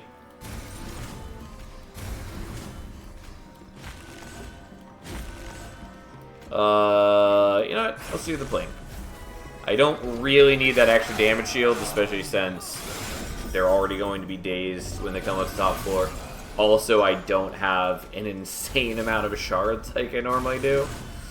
But also, we're just building up stats. That's what we do. It's be a lot more impressive once we have a second keeper. But even as is, we just get stats for existing, which turns out is pretty good. You know what? We'll Soul Crushing Guilt him as well. So now he's going to be dazed for 3 turns, counting the Light's Gift and dazing. And then we absolutely ruin him with no difficulty. Ta-da!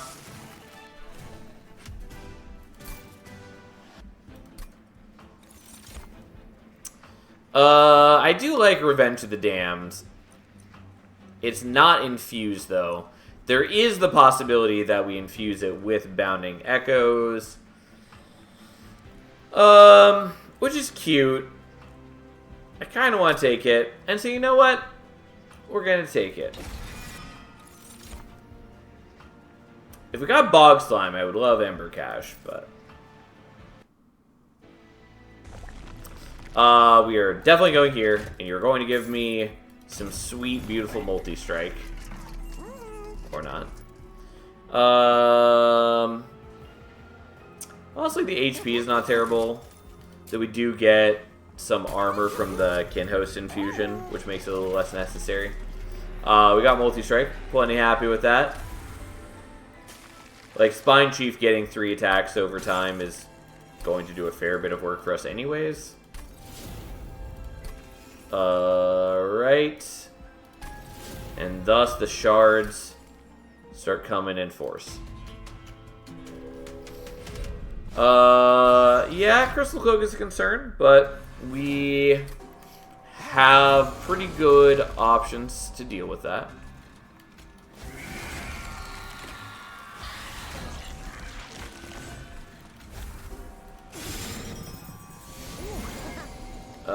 We are not letting this collector get away from us. We don't need to put more Reap on the collector because we just need to increase the charges. Unfortunately, I can't play the Fractures up on top floor. Else, because the only thing to target would be my own unit. And that's just not a thing we're going to do. Hey, thanks for the follow. I really appreciate it. We're going to wait on this because I'm just going to be greedy to try and... Oh, I didn't realize I was letting so much damage go through. Well, maybe that was bad.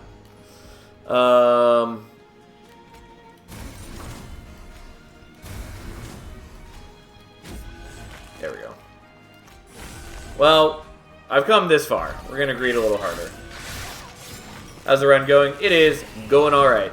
Thanks for the follow. Space Prism doesn't do a whole lot for me yet, but here we are.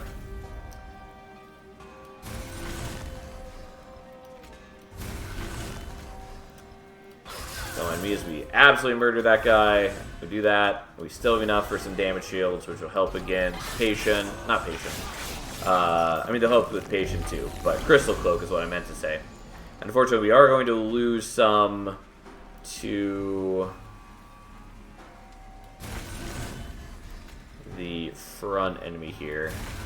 Yeah, I am really not as strong as I need to be yet. Well, time to take a bunch of damage from him, unfortunately. We at least killed the most important dude. God, he survived at 1. Yeah, well, this is the problem of things.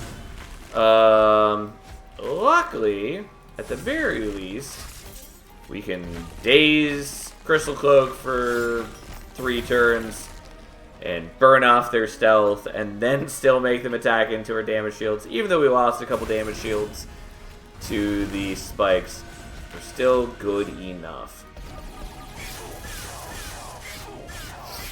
I did take a lot of damage on this fight, though, which is concerning. Oh, boy.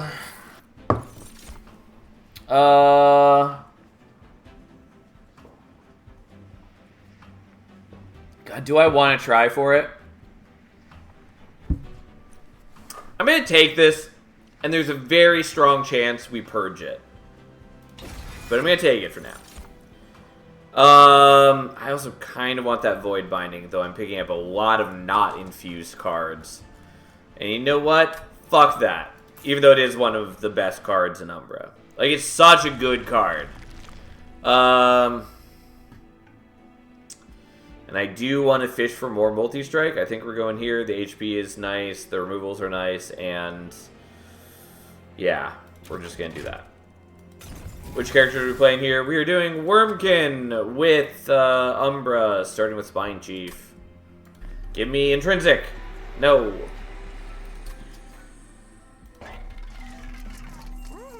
There's a holdover. There's one more temple. Okay. Just started playing this game a few days ago. Oh, what fun. It's so good. I love this game dearly. I think I'm gonna hold over Revenge of the Damned, though there are other good options too.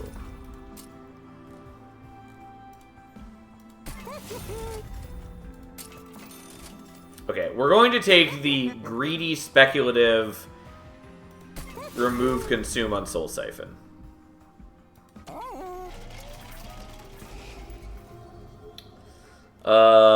Is it a good choice to do that? No, I can't really defend it. I did it anyways.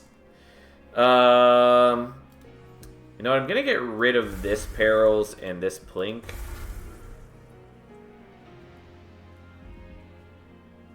And we could dupe here. Or there. We have to deal with Scourgefell. The spell chains Perils makes Scourgefell a lot less bad as long as we draw it early enough. And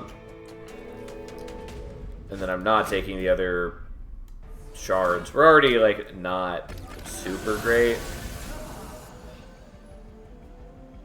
Well, unfortunately, I just have to take the starting damage because I'm not going to not play out my Keeper of Echoes. Luckily, we do have Firewall, which I did kind of forget about, which mitigates that a little bit. Okay. So, we're going to Bounding Echoes this. We're going to do the Soul Siphon, which isn't that impressive at the moment. Oh, well.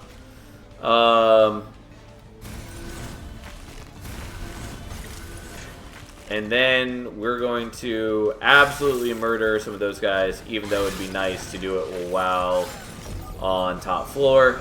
But I just really don't want 1001 Scourge cards.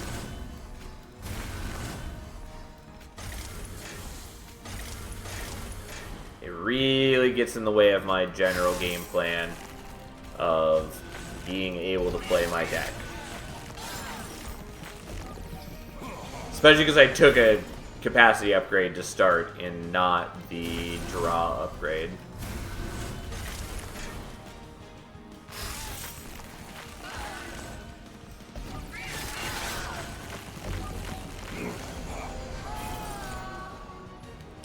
I'm definitely not scaling as much as I would like. But hey. At least now I can comfortably do that up here, since there's no Scourge guy to kill.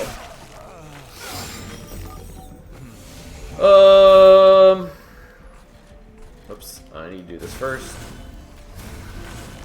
I do think it's still worth killing those guys, even though I'm missing out on some charges.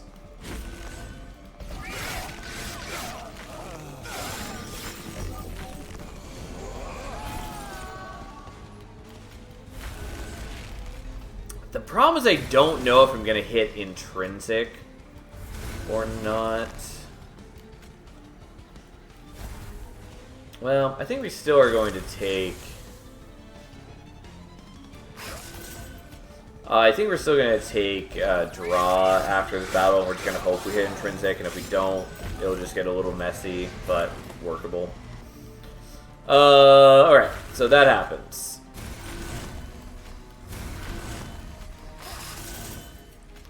Give me those sweet, sweet damage shields.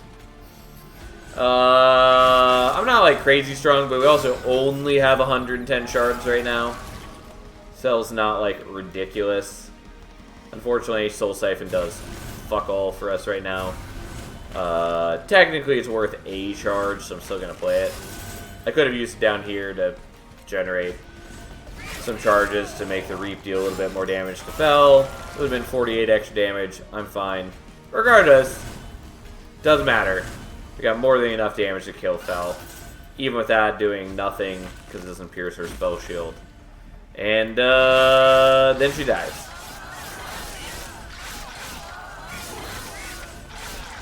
Ta-da!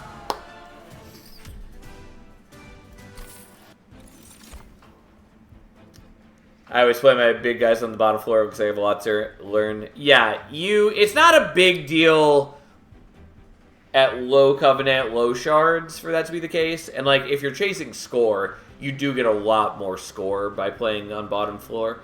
But playing on top floor gives you several key turns before enemies hit your units.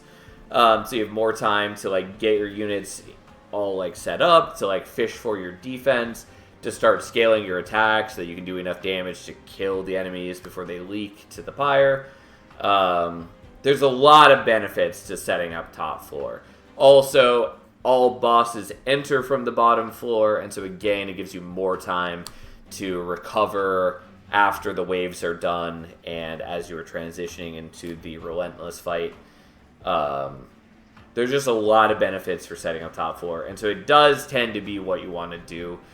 And even once you start getting Ember Drain on top floor as one of the Covenant ranks, there's plenty of ways to play around that make it not that impactful. We did get Echoes of the Past, which is what I was hoping for with the Soul Siphon. We just now need to thin the deck enough and or get holdover for both of them. Very interesting. Thanks for the tip. No worries. You are welcome. Of note, feel free to ask about anything you're curious about if you're not seeing why I'm doing a thing that I'm doing. There are very specific reasons I do all the things I do. I do kind of want to dupe the Keeper right now, but we're going to go here because I really want the Vortex and I want to fish for holdover. Infector 3 it is. Okay.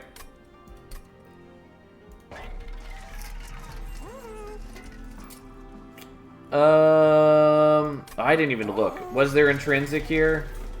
No, of course. Why would there be intrinsic at any of the temples? Also, I don't have a lot of gold, which I didn't really evaluate when looking at this option. Well, unfortunately, that's a shame.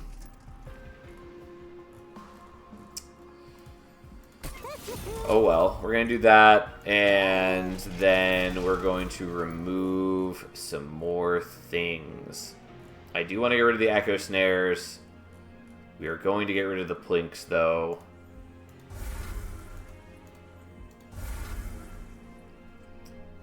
You do a great job explaining your thought process. I appreciate you saying that. I very much try, and all that. I've been trying to figure out the temples. What are they for exactly? The temples are from the DLC. So the temples, in the DLC, they introduce shards, packed shards, as a mechanic. And so packed shards are a negative thing, but they're... So the temples and the other things in the middle of the path, like this 100 gold for 10 shards, they give you a bonus at the cost of having to take on 10 pack shards. The more pack shards you have, the more enhanced enemies you have to fight. Enhanced enemies being just like larger, more powerful versions of the normal enemies. For instance, the normal crossbow guy who attacks for 5 damage and has 1 health and sits in the back line. The enhanced version attacks for 9 damage twice and has 6 HP, 5 HP, something like that. And so having the second attack and hitting for more than, well, almost double damage on each strike is a big fucking difference.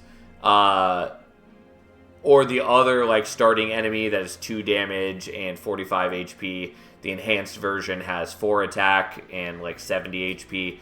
But notably, also gains sweep, meaning that it hits your entire floor as well, which is very bad to deal with early game.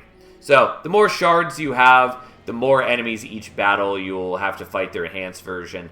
And bosses scale to have higher attack, higher health, and more of whatever they do for however many shards you have. So like Crystal Cloak, the boss that gets stealth, at base it's something like 5 or 6 stealth, but with the amount of shards that I often play with because I'm a madman, it comes in with like 11 stealth, which is just a lot more turns of not being able to interact with it. So anyways, the temples in particular, they'll have a random selection of upgrades for your spells, some which are very good, but they take on shards to use. And then the center option allows you to fuse 2 units together. Every unit has its own particular infusion. But it essentially lets you jam 2 units together for a good benefit.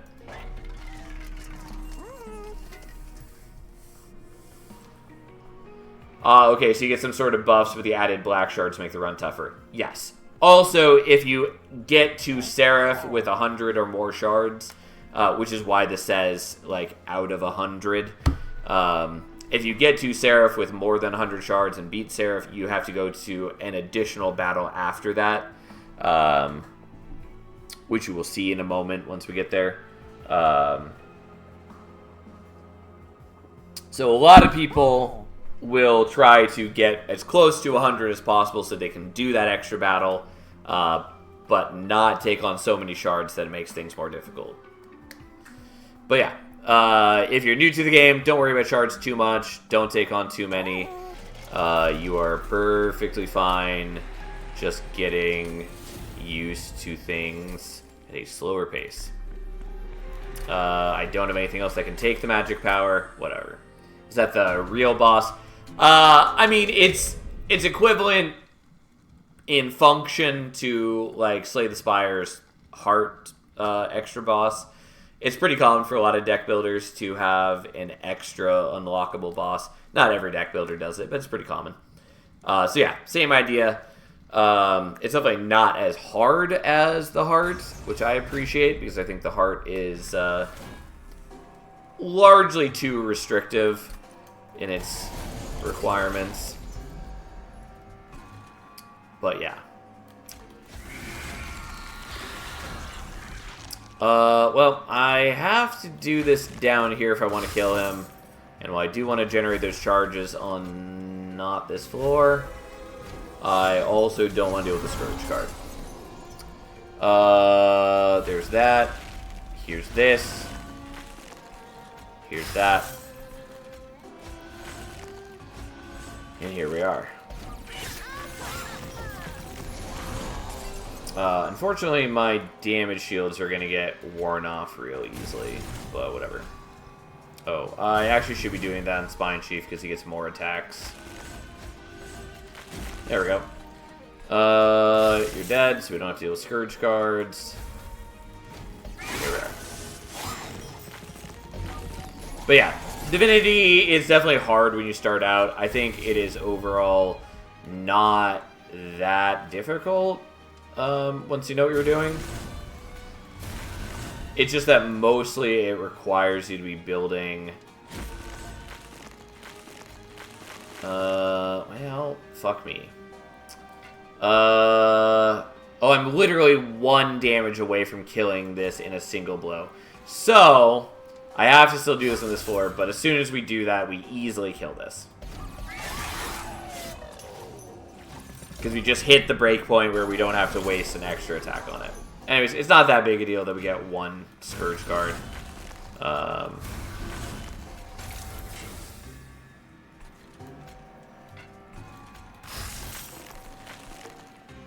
We're gonna do this so we can daze that guy. Also because the Soul Siphon does nothing top floor for us right now.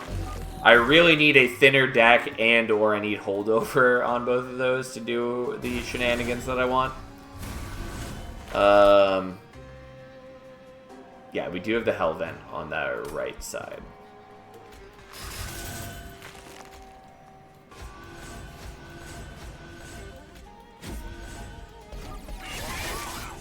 A diet deck, yep. Unfortunately, we don't have, like, great, we don't have, like, great draw power. I mean, we're fine. It could be a lot better. Anyways, let's eat all those charges. I'm sure we'll need all this extra power for this truly terrifying boss. Unmatched in potential. Anyways, so... unfortunately, I can't do that on top floor without hurting my own dudes. And then, we Echoes of the Past. We go down to 0 charges. We go back up to 4 because it fills it to max. Then we eat them a little bit more. That's the basic idea, is we use Soul Siphon to fill it up to max, and then Echoes of the Past to drop it back down to 0. Because, you know, it's what we can do. But it requires me to have them both on the same turn, basically all the time. Otherwise, we get very little benefit out of it. Also, at the moment, neither the Echoes of the Past or the Soul Siphon is infused, which makes it a lot less effective. Anyways, there we go. That was a pretty simple thing. Yeah, I'll take Trample Stone. That was a sweet fight. I very much like Keeper with Infector. I'll take Chain of Gems.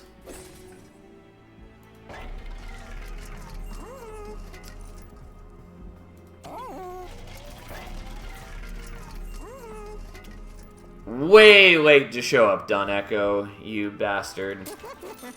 I will take Hell's Banners. It's not ideal, but it is useful.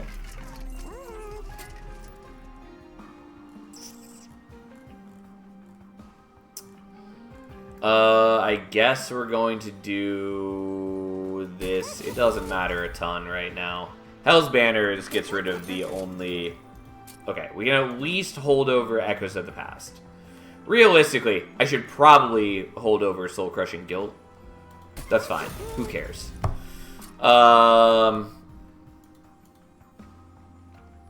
Fuck it. Not important in the slightest. And then... Do I care about getting rid of the Echo Snare, or do I just want to get rid of a Fracture? Great question. In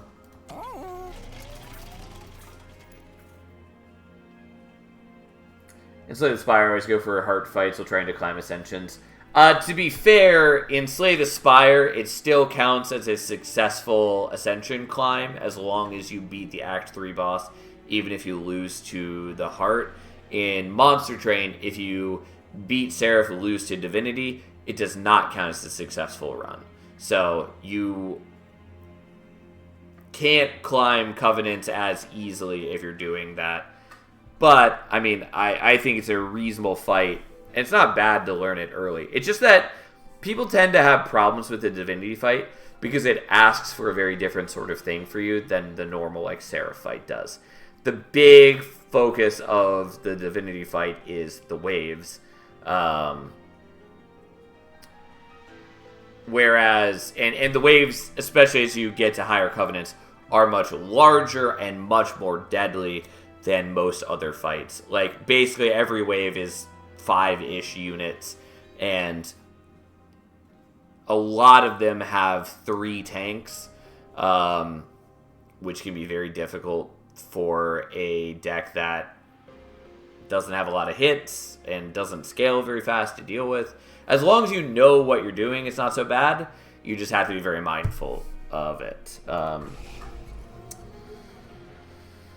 No double keepers. We are making a second keeper in just a moment, Tiny. It's just that the prior ring, we could have gone here to dupe, or we could have gone here for the removals, and I wanted the removals and to fish for holdover. We didn't get holdover. We did get the removals at least. We are definitely making a keeper. It's a shame we never upgraded a second time. Doesn't matter. There we go. And then we are making decisions on what we're removing. And I'm sort of tempted to the fractures so that we would hit the Soul Siphon more often.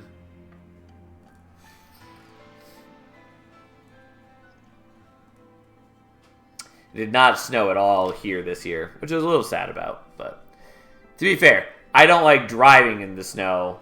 It's a pain in the ass. But I like looking at it when I don't have to drive in it. So as long as it snows for a very selective period of time, I will be very happy. Anyways. I think we're going to get rid of some fractures and just accept that I have a much less efficient deck than I had generally desired. Realistically, I maybe should have done remove consume on the Spouting Echoes, especially since that was offered multiple times. But here we are.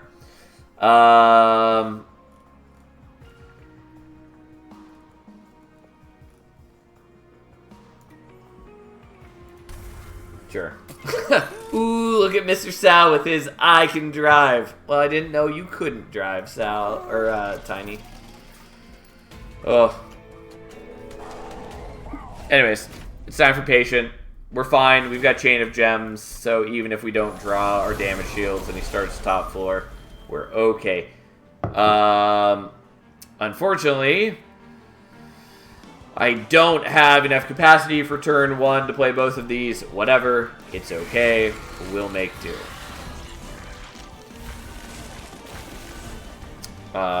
We just have to wait till we cycle our deck.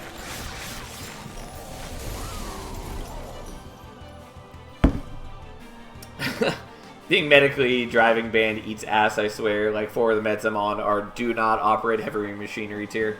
Understandable.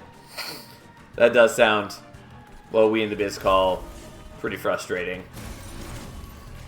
Okay. Well, we'll just get a casual 9 damage shields on him. Shame we didn't get Carven Corusca, but, you know, you can't always get Carven Corusca. Much as you might wish otherwise.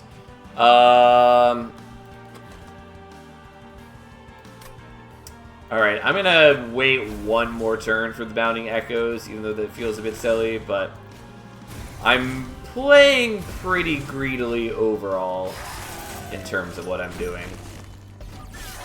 We really did not need to try to set things up in the way that I have. Also, soon we will get the Keeper as well.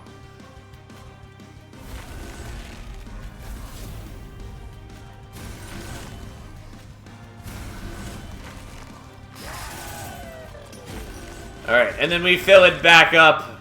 Look at us go. Look at all those free stats. Although sadly the other Keeper is not here to benefit yet. And we still didn't draw him. Because God forbid we draw things on the turn we care about them.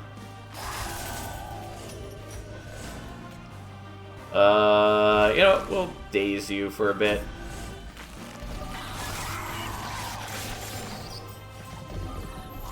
And then just keep feeding more and more power to our delicious, delicious Chief of Spines. Alright, we finally get the other Keeper, who I should have put in front for the damage shields, but I totally forgot. Doesn't matter. I'm reasonably confident nothing is going to stop us. Especially now that we're finally getting +2/+2 per charge, like we've always wanted in our heart of hearts.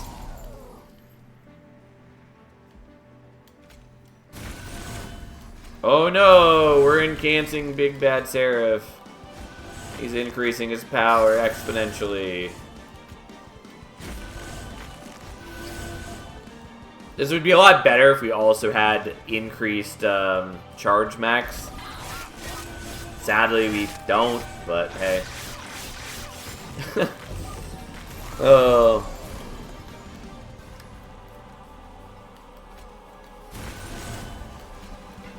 Oops, there we go. Alright, we do that. We do that.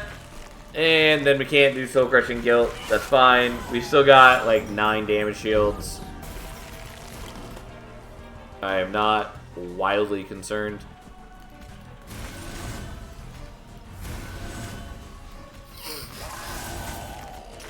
I mean, we are going to lose one of them to attacking into his spikes. But again, I think we'll be okay.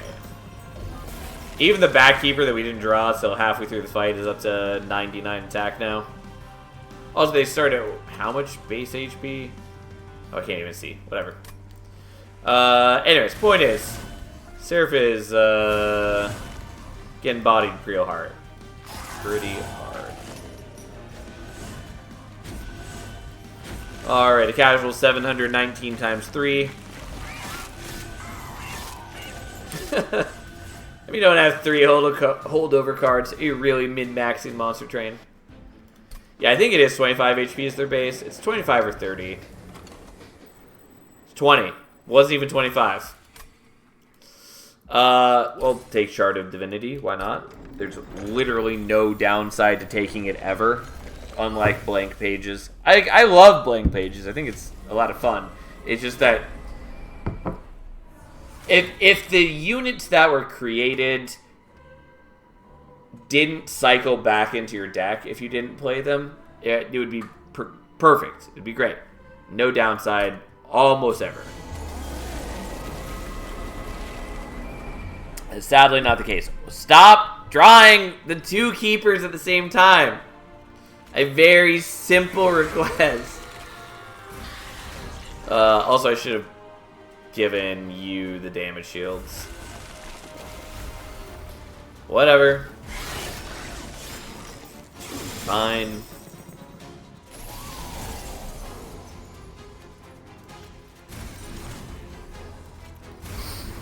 Alright, we're gonna do this just so it knocks off their damage shields. Oh, I actually could have done the Echo Snare there. Well, whatever. Oh no, it's that I needed a charge, not that I needed just the reap. Anyway, we're fine.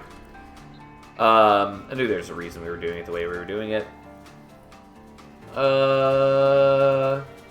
Sure. And then we'll just daze you.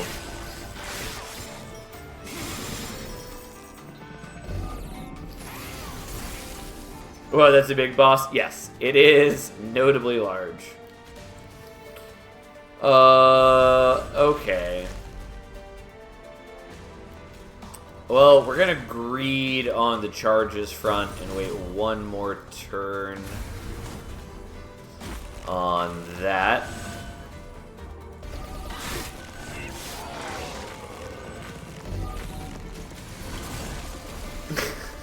Last minute hates this one simple trick.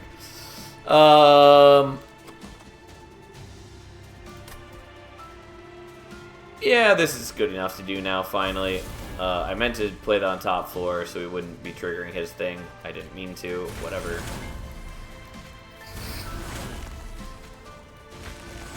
It's not a big fucking deal now.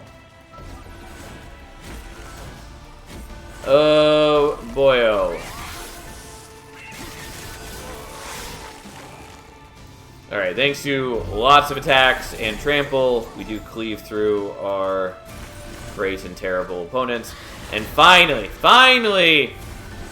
we are generating sweet, sweet stats at the degree to which we deserve. Although, again, realistically, should have done,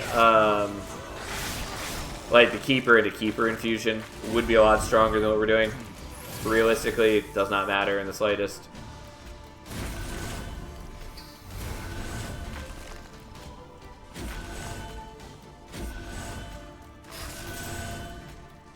Alright, we drain that, we fill it back up to 4, and get a big boatload of stats for everybody.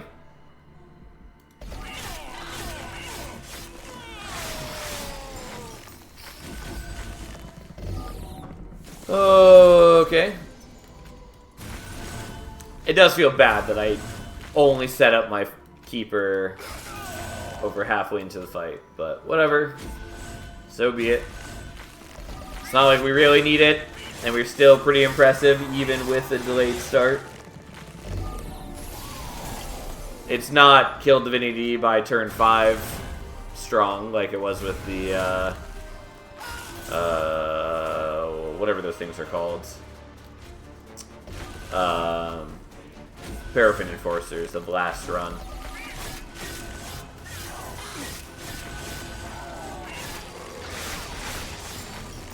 But it's still pretty good.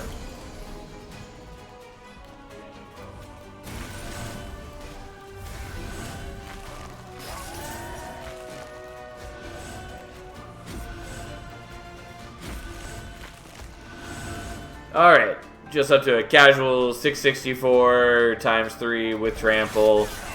We just trample over that sweet little mini boss and then beat Divinity to death.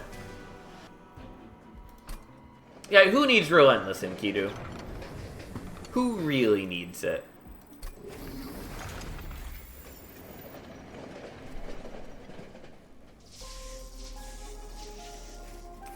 Alright, we Spine Chiefed as was desired.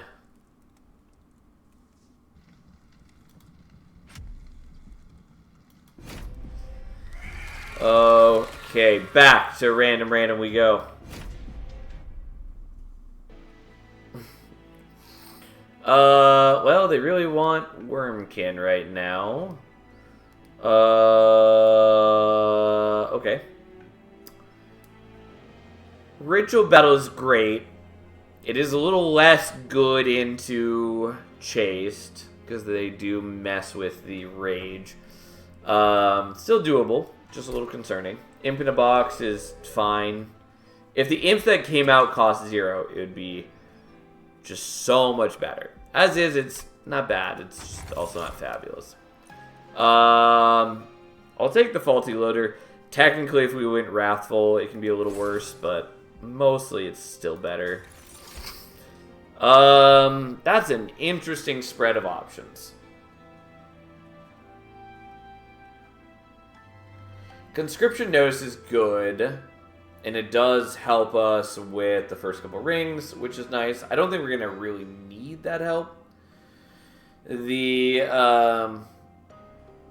Ritual Battle, which for some reason I keep wanting to call Branding Rights, the Ritual Battles do a lot of work for us. Don't think we need Conscription Notice. Guild Marker is just solid fucking value, since it's just a lot of extra gold. And Pyrestone Housing is sometimes useful and oftentimes not, but I always want it. We're also in Wormkin, which makes very good use of Pyrestone Housing usually, or at least can. Anyways, we'll take that. We'll see what happens. Well, we're not taking Reaper because it's god-awful. And so we will take Brawler. Also, Brawler is very good with Ritual Battle. And we're going to hope that we don't die to these. Well, it's not what we all wanted to see. Or at least anyone with a decent heart and mind. But at least Prince didn't die. Okay. Well, we'll put that down, and that down, and then we can get that still. And I will wait on the other Bogfly.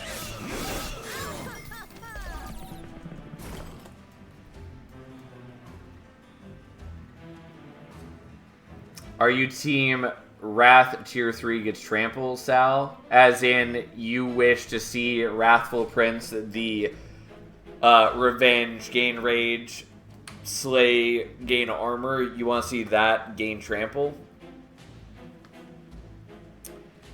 Wait, I meant Slayer. You mean Reaper? I mean, that's why I'm clarifying, because it makes no sense on Wrathful. I mean, it would be strong on Wrathful. It makes no sense.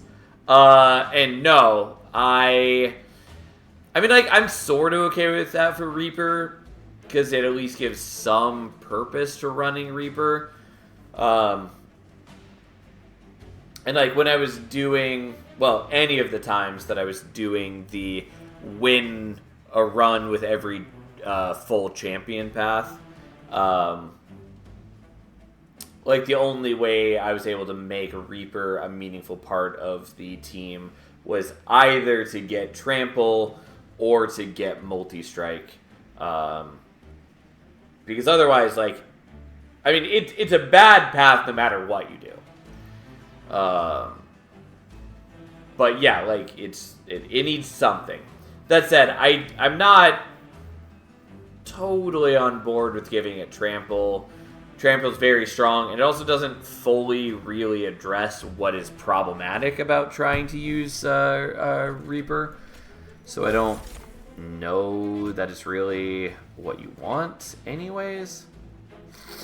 God, I do want to use that Welder Helper, actually.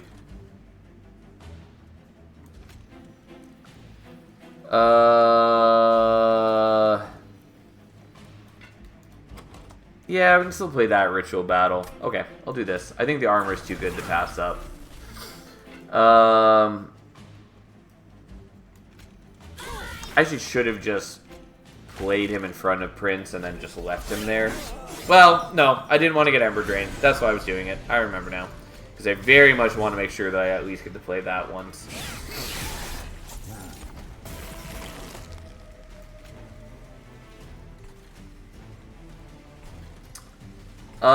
Just for clarity, we're going to do that to make sure that I can win this. I think we still would have been fine, probably, but this guarantees that I am definitely not leaking to the Pyre. And I think I'm okay with just sacking 3 HP to guarantee that.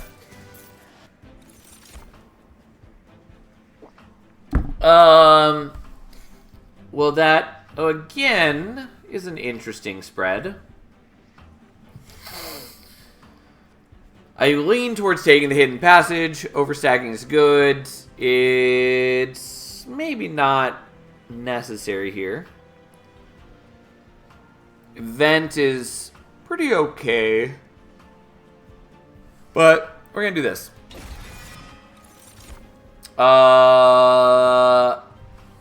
And I think we're taking Echo Infusion. Echo Transfer is very good, but we've already got the Ritual Battle. Echo Transfer, though, isn't affected by Chaste. I don't know. Maybe I do still want the Echo Transfer. There's a lot of other, like, in-clan options for defense. But I do like Echo Infusion a lot, especially when it's already infused.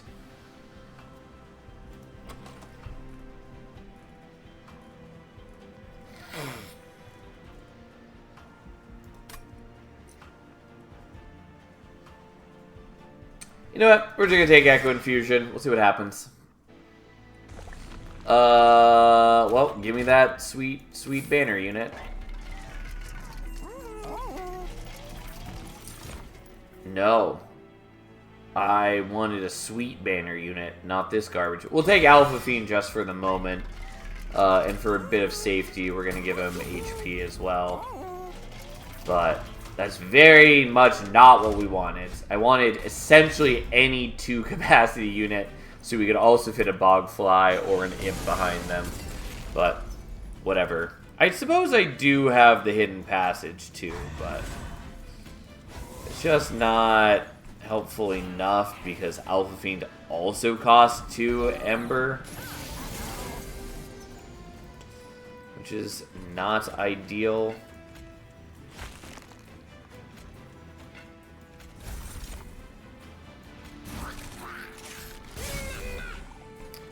Well, that worked out better than I was expecting it to. Unfortunately, I can't really kill the spike dudes fast enough.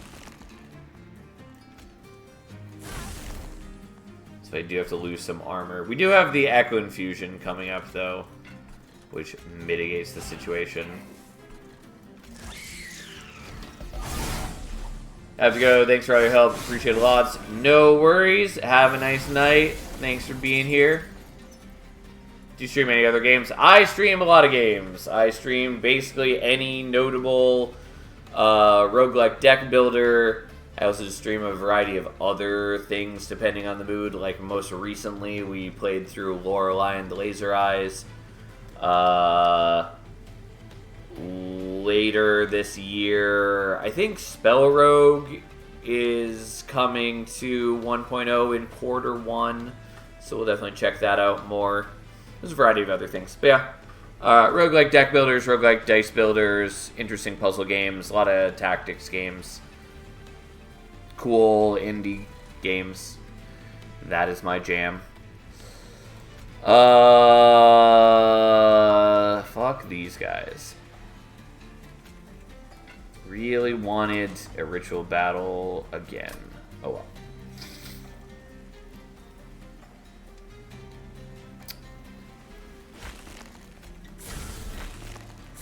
Okay, so we can always kill him so we don't have quite as much spike damage on the fire. Maybe we should have focused on killing this guy so we get rid of the spikes, but doing that helps.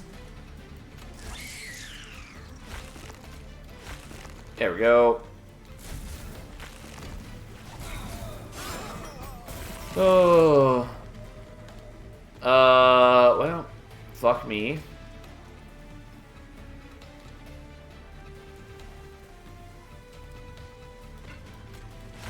There we go.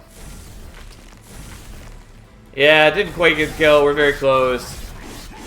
I really was hoping to draw the ritual battle on that turn. Oh well. Unfortunately, goes down to 2. Gets 1 hit on the fire. Oh well. It's okay. I could have avoided that had I done slightly differently. Nope. We'll skip that. I'll take a Bounding Echoes, I guess. I mean, I kind of want to take the Shard Soul Carver for a variety of reasons. I'm pretty sure we're just taking the Rail Beater, though. Yeah, fuck it. Take Rail Beater.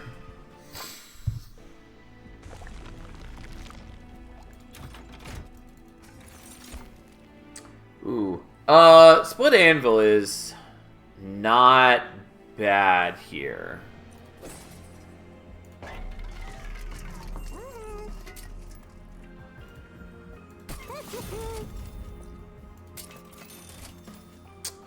It's really hoping for holdover, obviously. Oh well. I'm still gonna do that. Alpha Rail Beater. Pretty confident that's not what we're gonna do. Bog Deep Cocoon, my best boy. I mean, I don't think we can justify doing Bog Deep here. This is very much not the run for it right now.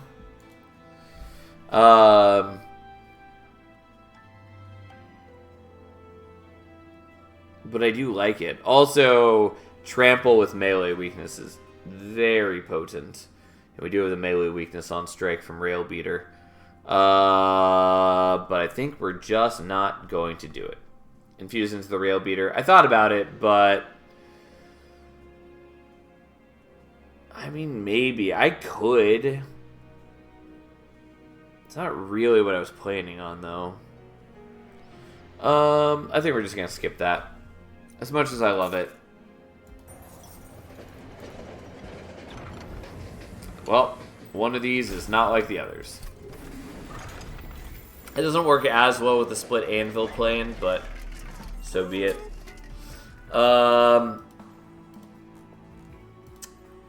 Yeah, this is going to look silly since I already upgraded that once, but we're just going to get rid of that.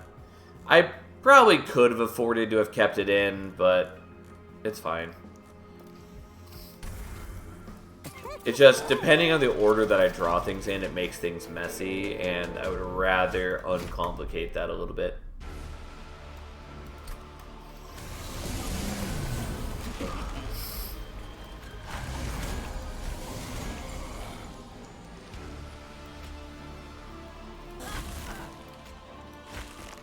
Alright.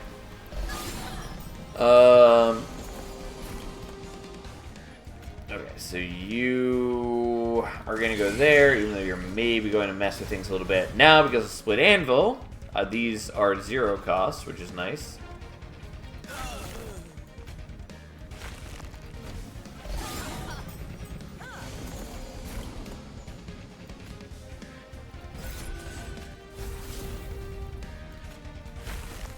Alright, and then both the torches cost nothing.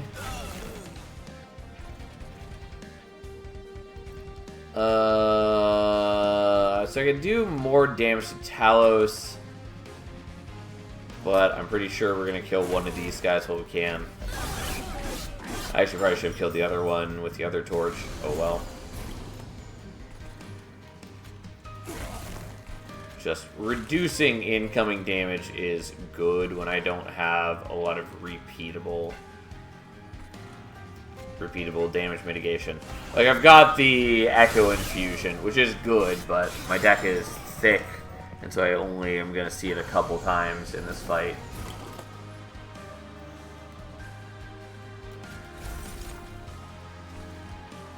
Well, that's an unfortunate reality that I can't play those.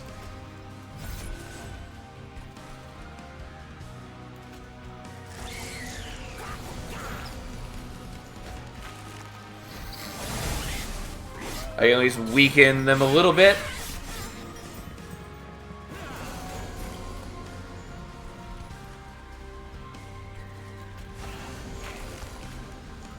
And we are at least nicely scaling up dear old Spine Chief's damage a bit.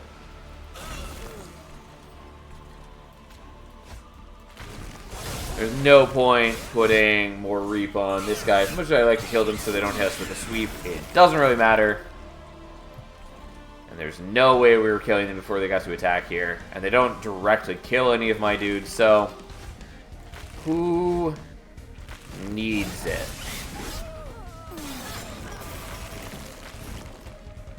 Oh, now I draw the Hidden Passage when it's absolutely fucking worthless for us. Anyways, not a big deal. We do just kind of beat her to death. To death, I say. Okay, Unearthed Remains is cute. Alloy the Ancients is not bad. I might take Last Stand.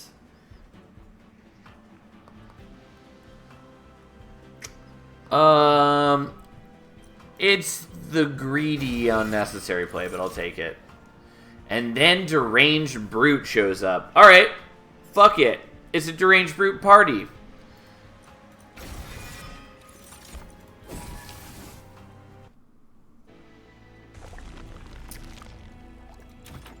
Please give me, like, Steelworker. No. Okay, fine.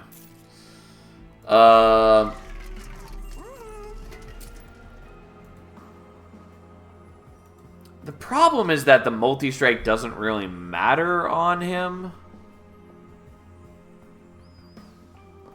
Because we don't have any way to scale his attack.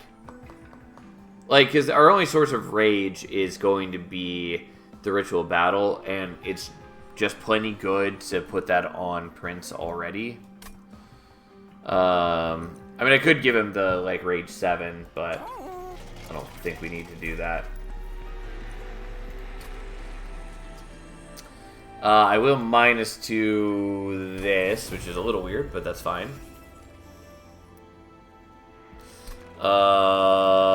Okay. A Rail Beater becomes an important part of the Deranged Brute.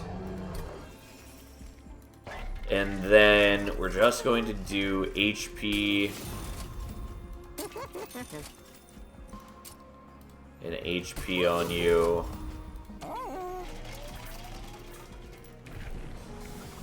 More sweet brawl in action. I was hoping for intrinsic. Oh well. I mean, it's fine. It's not a big deal.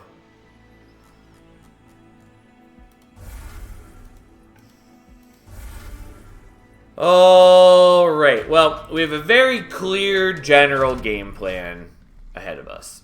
Can I afford spikes? Yeah, kind of. It's a little risky. We're gonna do it anyways. Feels like a waste to treat the deranged brute like this. No, he's doing his part. I mean, if we had, like, fledgling imps, I would be doing something different, but we don't, so. Like, his big purpose is getting fulfilled. No, that was not helpful.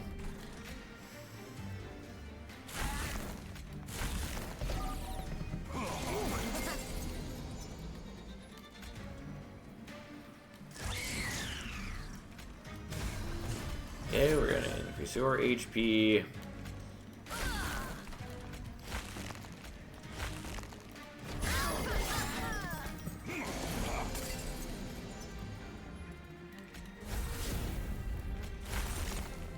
Well, some useless for us imps. Alright, whatever. We'll get 9 rage off of that. It's not particularly impressive, but at this point, it's hard for me to get true value out of my things. 1 space deranged brute and 5 times dupe event. I mean, I wouldn't hate it. I mean, we can't get the 5 times dupe anymore, but yeah.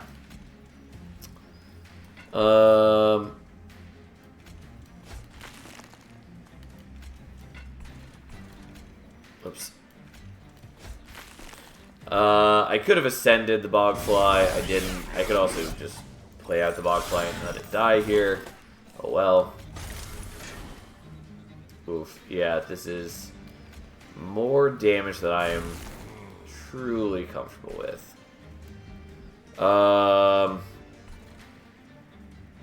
Fuck. I cannot afford for Prince to die.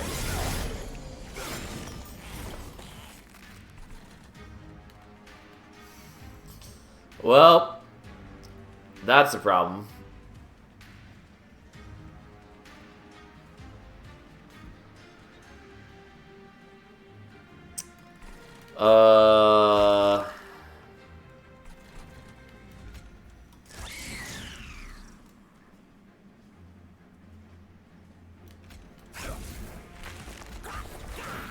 Well, this is exactly what I was afraid of.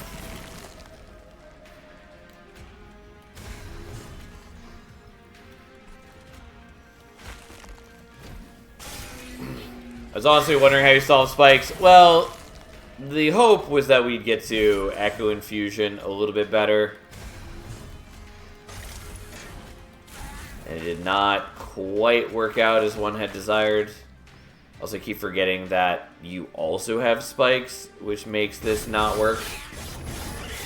I think if we had put the Ritual Battle on the Drained Fruit, we'd be fine. Let's try this one more time. Yeah, there was also one other way to do it that I think would have worked, though it would have hurt me very badly.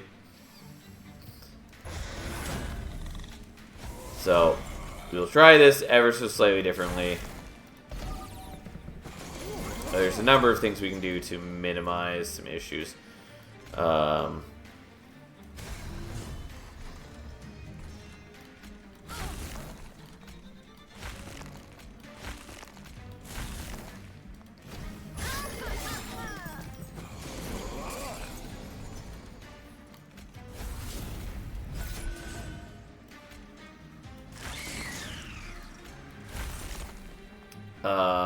Once again, I should have done that differently. Oh well. I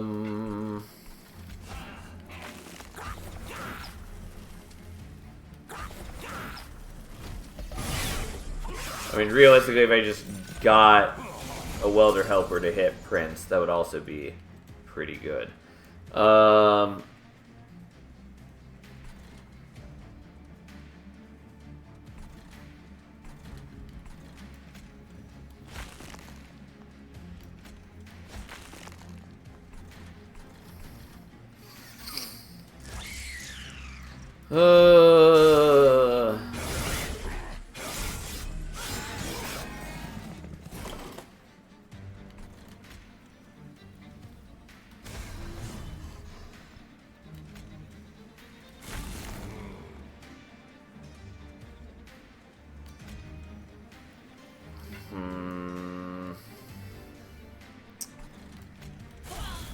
Yeah, like I thought I needed to have done this slightly differently.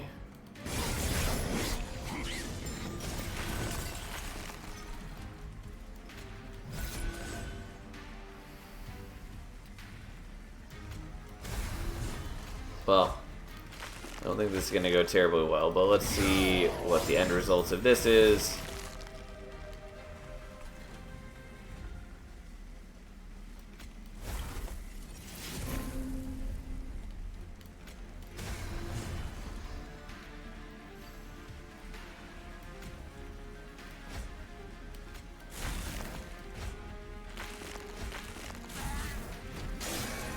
Okay, take a little bit of damage. One more turn to do something.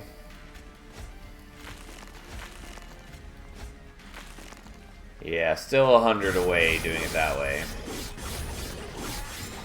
Which is unfortunate because that's just one more attack from the Deranged Brute. Okay. I don't know if I can solve this. There's maybe a way where we put Prince up front and we use the Imp in a Box to save him.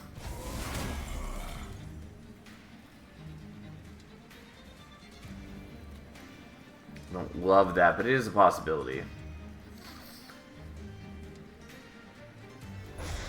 Let's try it. See what happens.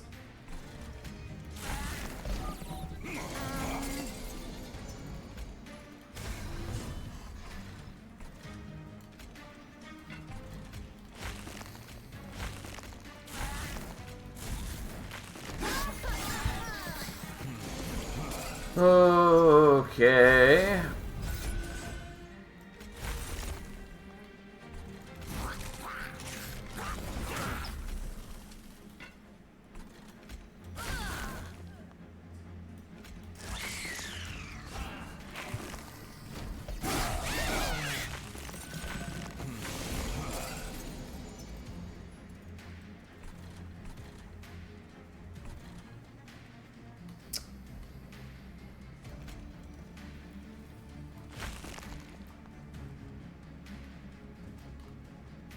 I could have killed you had I tried, but fine.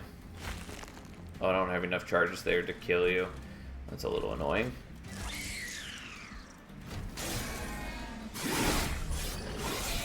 Maybe we should in the last stand. Well, here we are.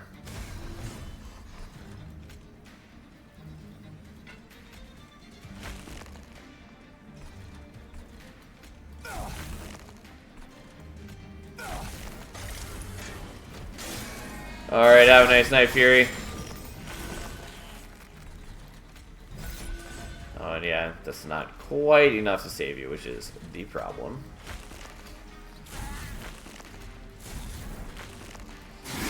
But we'll see what happens.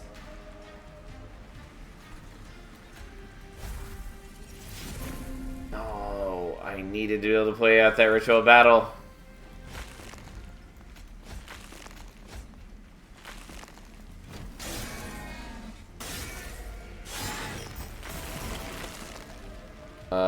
Yeah, doubling rage is not helpful when I don't have any rage. Alright, well, we'll try this one more time. There are ways to make this work, I think. I was just curious if that would work, but then he still died right before things stabilized. I was very concerned about doing the trial for this exact reason. Oh well.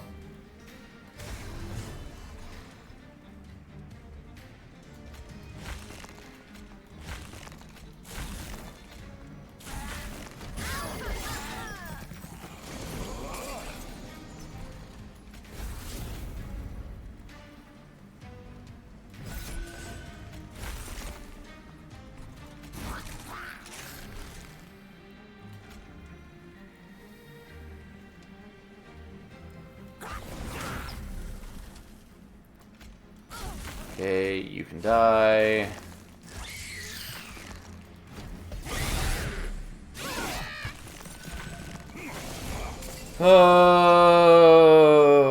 Okay.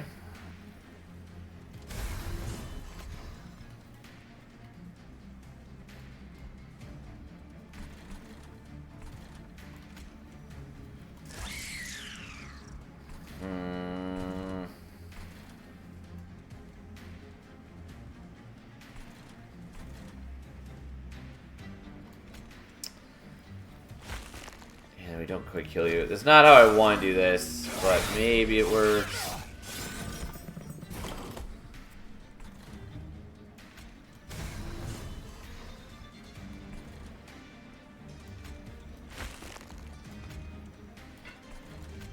Save a little bit of armor by doing that.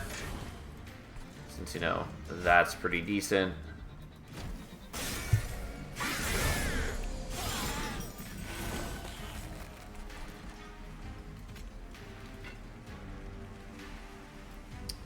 Okay. And then we can actually kill both of those.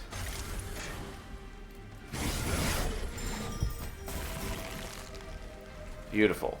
Much better.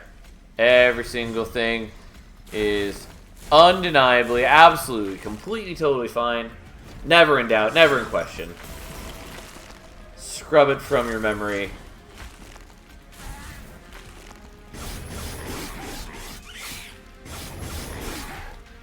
There we go.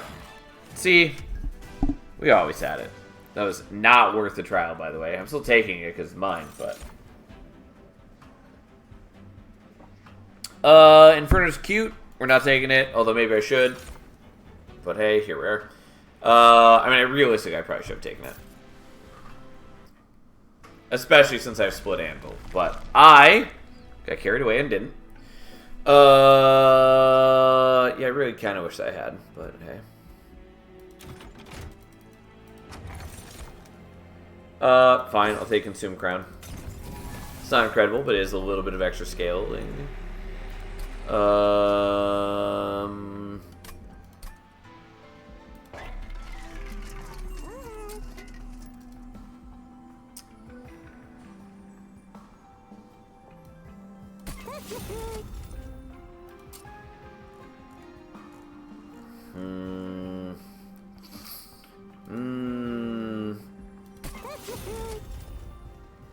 Also, a small little observation, Imp in a Box is extremely strong when Consume is removed. It's not extremely strong.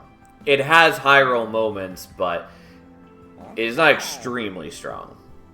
It has some situations it fits better in some than others. As I wanted the holdover. Don't know why I did what I did, knowing that that's what I wanted.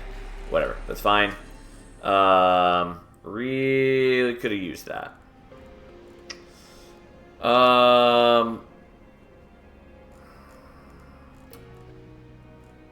I'm going to do this instead of doing it on the Ritual Battle. Not as much as Rage Duplication. I mean, Last Stand is also generally a win more card. It's like, most of the time I wouldn't do this. And realistically, I shouldn't have. What I should have done is the original plan of reroll the shop, look for holdover, so I can put it on the Ritual Battle. Especially because with Split Anvil, it means that effectively it would zero cost any other spells in my hand every turn, which is a lot of good. Last Stand is you have Rage and Sustain equals win. Yes, but you still need good enough Rage generation to make it valuable at that point.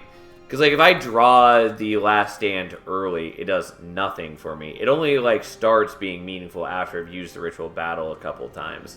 And even then, reliably, just doing the Ritual Battle, like, on holdover is going to do a lot more value for you than doing Last Stand, Remove, Consume. Obviously, it gets better once your deck is a lot thinner, but mostly, like I said, to win more card, it is not something that really needs to be in your deck most of the time. Like, it's mostly just getting in the way of you seeing more key cards. Alright, we already have a lot of shards, so we're going to take this a little more cautiously. I'm a little annoyed that I didn't take the holdover. Oh well. I kind of want the multi-strike. I really want the artifact. I don't have good defense. I think we'll play it responsibly and not do it. I already have 100 shards. It's already going to be a bad enough fight for me. We are going to leave capacity open rather than use the bogfly. I don't actually need to be worried about this set because we do have the faulty loader.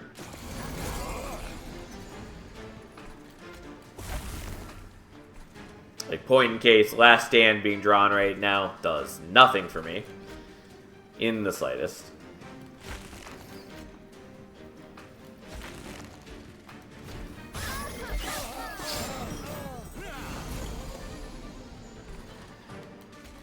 Okay, please grab me something I care about. That's fine enough.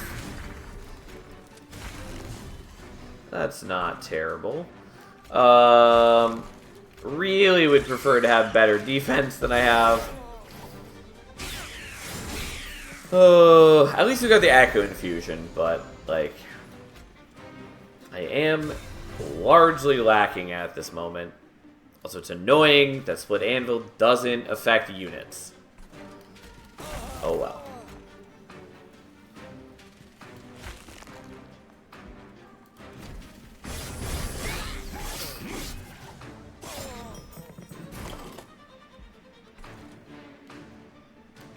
There's no reason not to do if it does zero cost everything else that I've got. It doesn't zero cost this one, sadly, but whatever. It only can be so good, I suppose. Oh, and then you gain way more armor. Ooh. It's fine, we still get there. And do mitigate the problem. Now I only need to survive a handful of rounds, as Prince is just going to absolutely body this guy. That's fine, you can kill the imp. No one cares.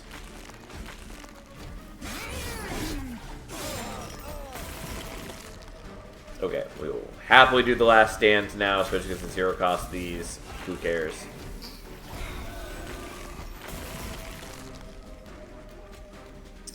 Okay, we are almost there. Just barely. Yeah, again, having a lot of shards and no defense does make it a bit questionable. I mean, I'll take the March of Shields. It's not bad. There are better things I could see.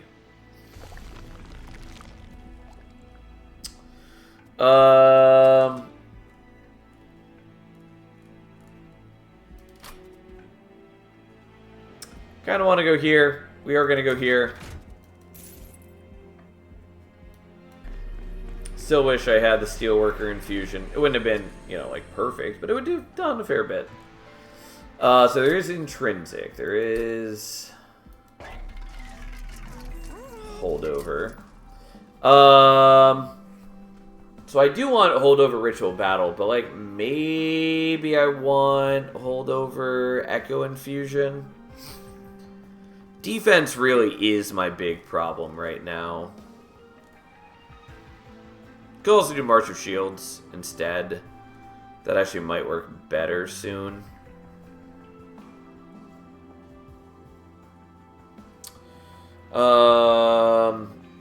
If there's Spell Chain, I would definitely do the Echo Infusion. I mean, it doesn't matter too much either way.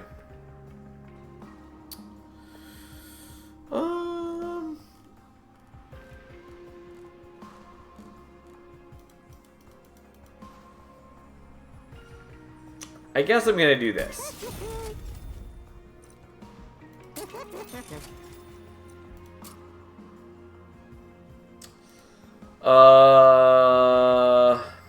I guess I'm willing to do this. It's a little questionable. It's fine.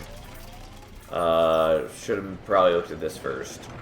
Goodbye, health. You are far less valuable than an artifact. I really didn't want to lose that much. It's such a small amount of health, but I'll still take it.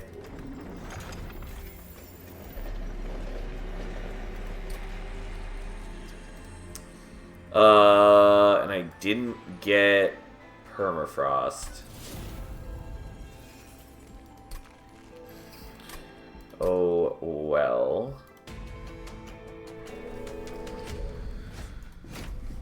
Okay.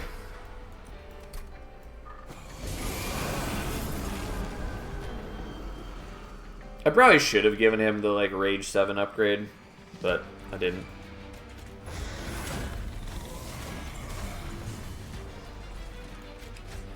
Alright, well, let's give you a little bit of Reap, I guess.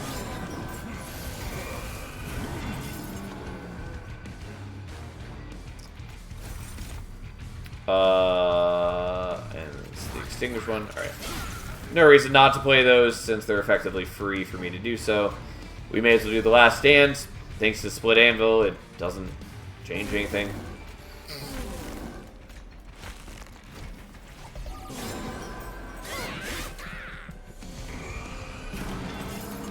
Unfortunately, it is you. You bastard.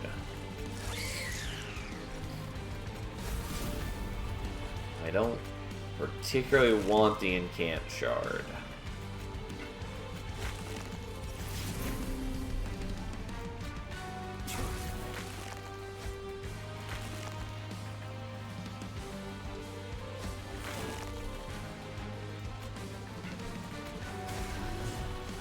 Alright, we're gonna do that so I can do that, because building up HP is a lot more important right now. I mean, I think we'll be fine either way, but, like, I've got plenty of attack scaling.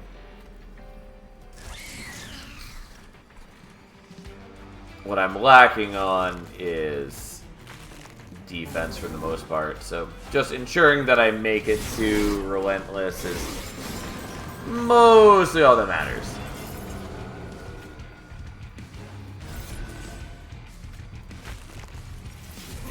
Unfortunately, can't use the Last Stand this turn. Oh well, not too worried about it. Unfortunately, can't do... Well, I could move Arcus up one, but I didn't want to increase the spell cost by the Incant. I think it would have been fine overall. Especially since I am largely reducing the cost of things with the Awoken Rail Spike.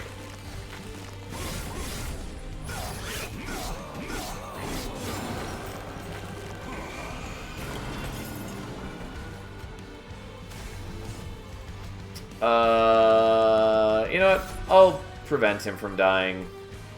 He can block for us in the future. Since Arcus only does one attack per turn, even just a low health body will buy us an extra round.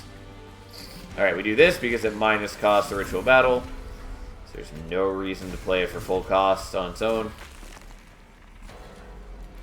No reason to use these on any other floor. I just need to cut basically all of these. Like, they don't do anything that my deck cares about.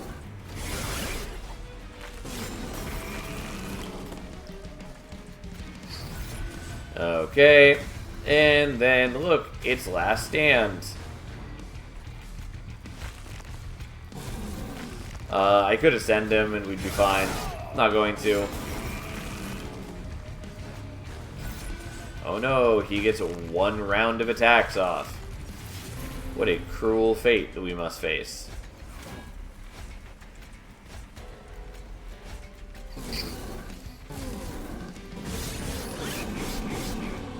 Ta-da! Alright, now Prince goes to a mighty 5 attacks. Truly the gift of the gods. Okay, we're going here. Brawler 3. Also has a little bit more starting armor, which is nice. Okay, let's check this first.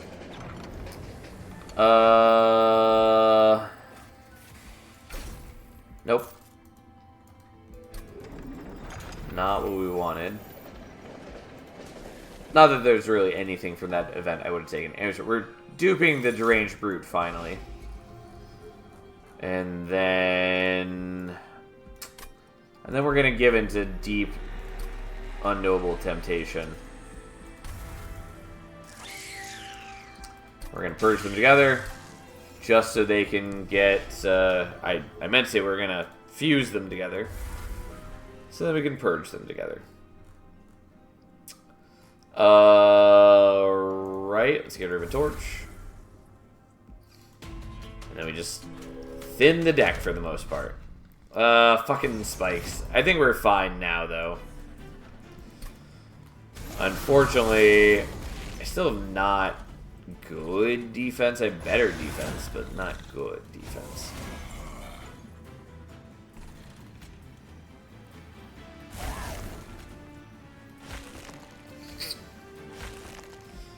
Okay. Sadly, you can't play him out up here.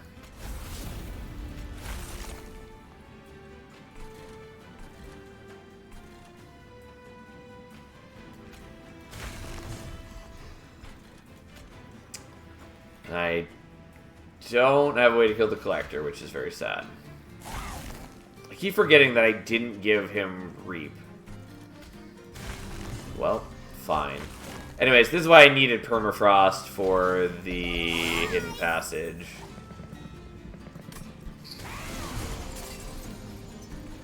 But alas, we did not receive such a boon.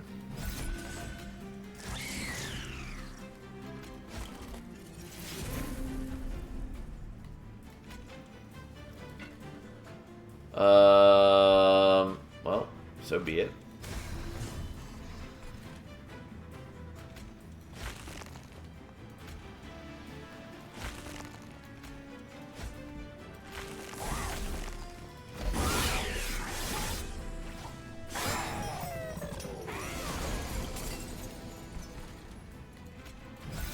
I should have been giving that to Prince all along.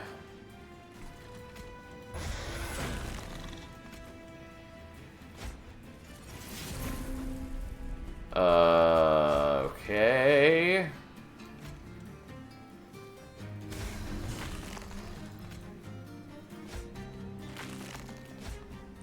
Okay, we can at least thin their numbers some.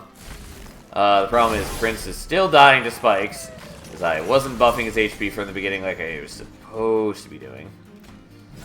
Luckily, he does just kill everything in one hit now.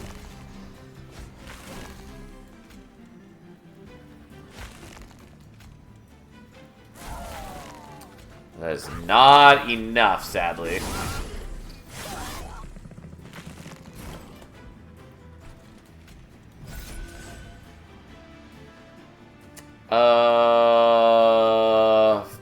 Fuck.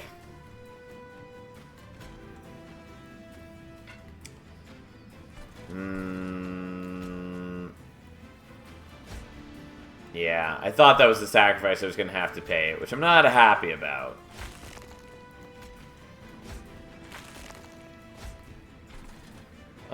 Yes, 50 damage. Jesus.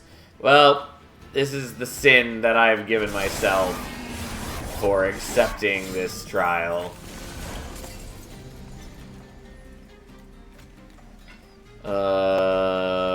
Okay. That's not enough.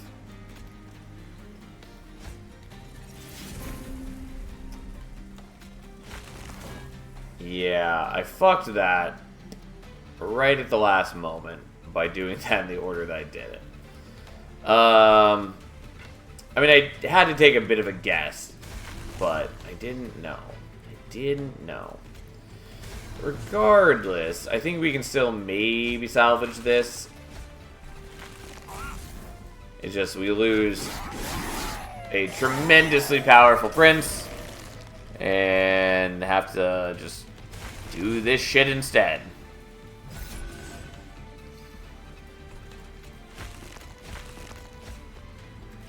Not good. I mean, we're still massively more powerful than he is. Now that we do this. Yeah, that's not quite enough thanks to losing Prince. And the fact that this guy dies early on, which cuts our damage quite a bit. Okay, let's try that one more time where we don't let Prince die, or where I stack just a little bit of power on the other dudes. It would help if I could get my dudes onto the same floor at the beginning, which is all I've ever wanted deep in my heart of hearts. That's not always meant to be, now is it?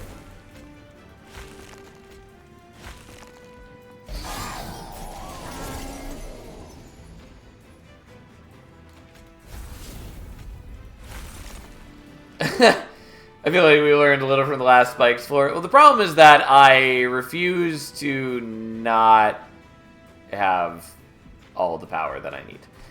Also, realistically, shouldn't be using the Infinite Box right here because it just creates more cards in my hand.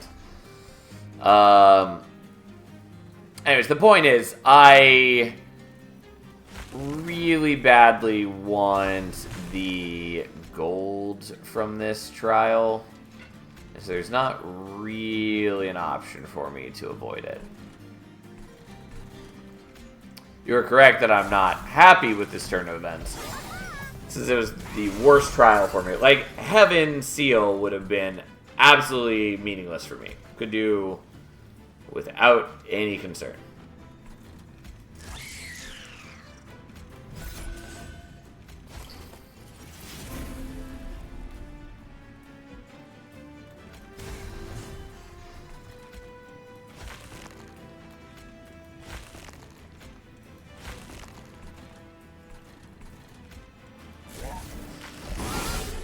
Oh, okay.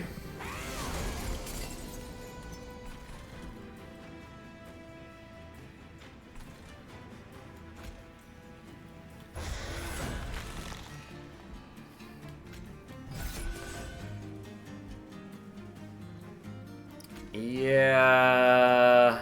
Well, what is even in here? Yes, that's what we want to do.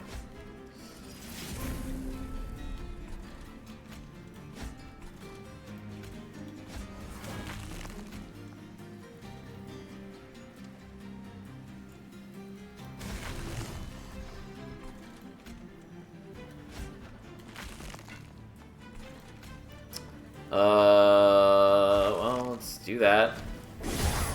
Just trying to mitigate how much damage I'm taking from things.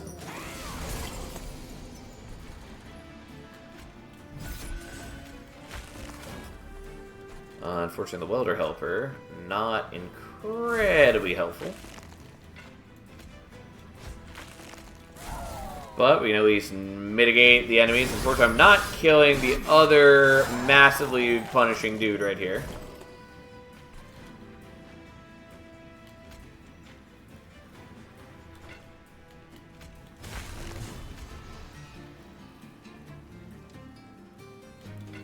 Well, so we can kill that. And that. Man, that leaves us in a pretty good shape.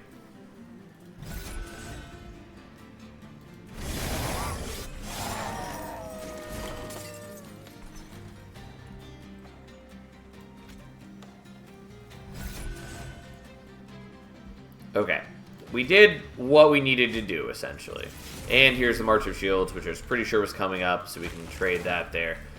Have some rage just so you can join the party.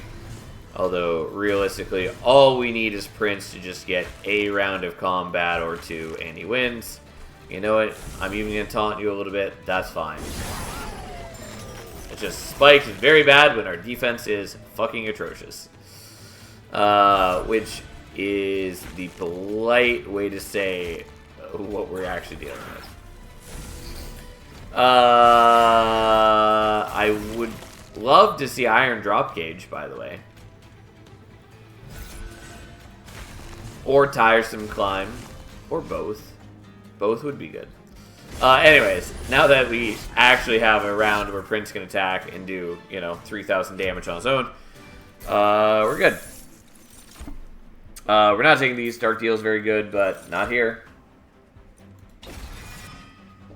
It will take the Soul Crushing Guild. That does mitigate my issues.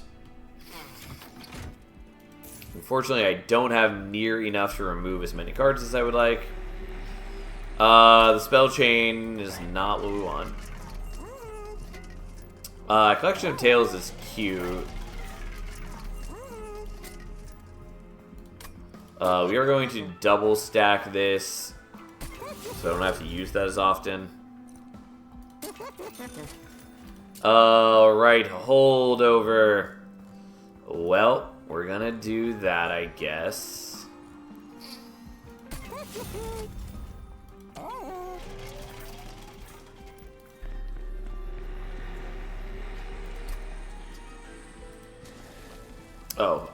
I'm sorry, we are doing this slightly differently. We are spell chaining this, because that is correct. And then it's a very bad plan. Oh, I forgot. I wanted to do a holdover on the hidden passage. Whoops. Fuck it. Anyways, here. We're making a third deranged brute, even though I can't use it very well. The plan was supposed to be a holdover hidden passage so that I could move my deranged brutes to the top floor no matter what every turn as I drew them. And I fucking didn't do that.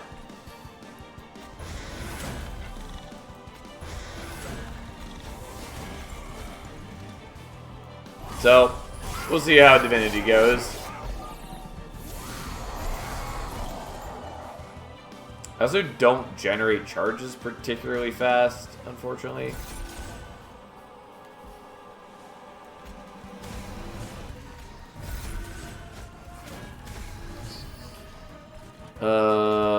But hey, so be it.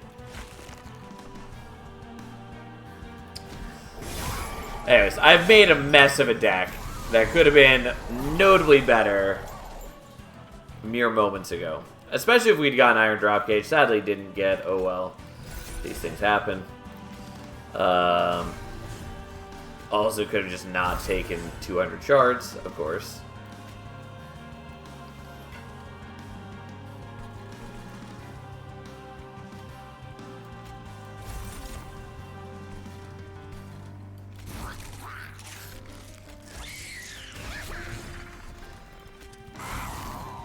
I suppose I didn't actually need to hit him. He had to reap on him, but whatever. Yeah, that's a lot of damage to that deranged brute. Better defense would be nice. Also, it would be nice if he wasn't shaving off my reach, not my reach, on my rage every turn.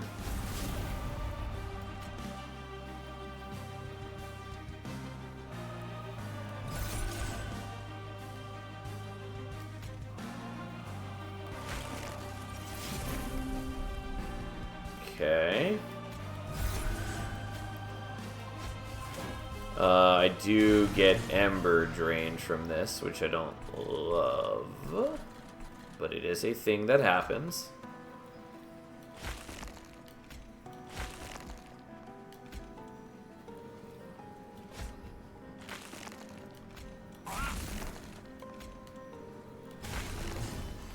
Alright, well, I double my rage. And then Chase is going to have it again, but so be it. And of course I get all this on this turn when I can't play out the deranged brute. Lovely. It's been a while since I've had the Pyre Wings actually annoy me. Because usually I am running quick or, you know, stealth or daze, some way in which they never actually get to affect me in their proper way. But no, they found a way.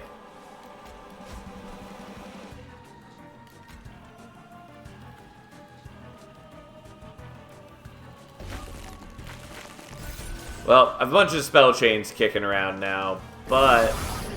And I'm... Ember Drain. I probably should have dazed him instead. Didn't occur to me.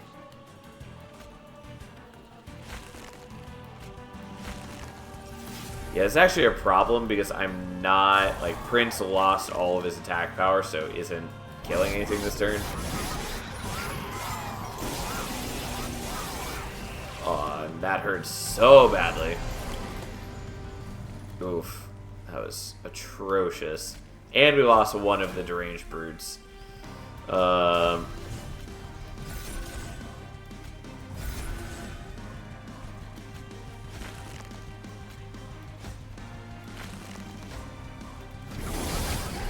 Yep, this is not good. I really needed to have dazed the dude on that prior turn.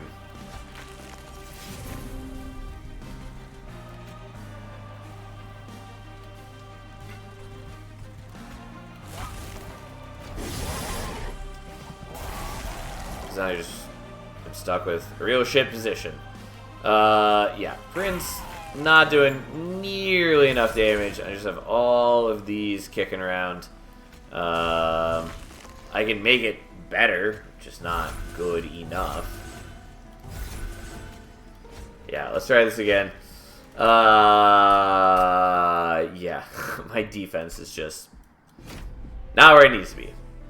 The Pyre Wings are legitimately fucking me pretty hard.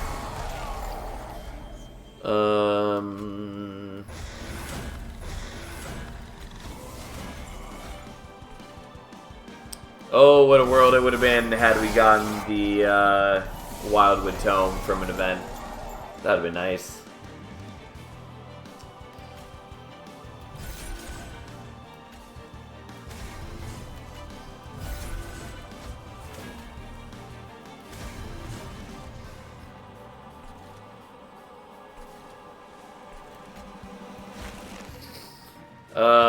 Would really love to daze you.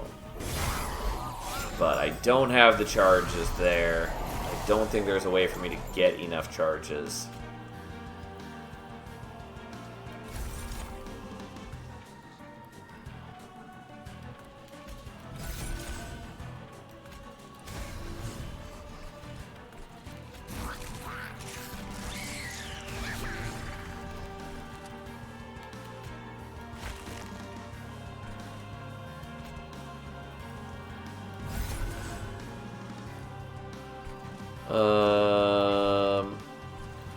Well, we'll build up a charge there, even though it's not going to stop you from being a bastard, I guess.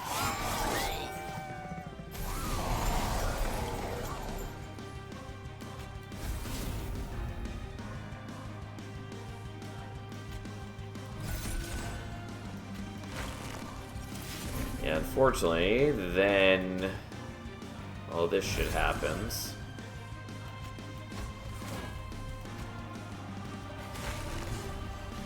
Oh, well.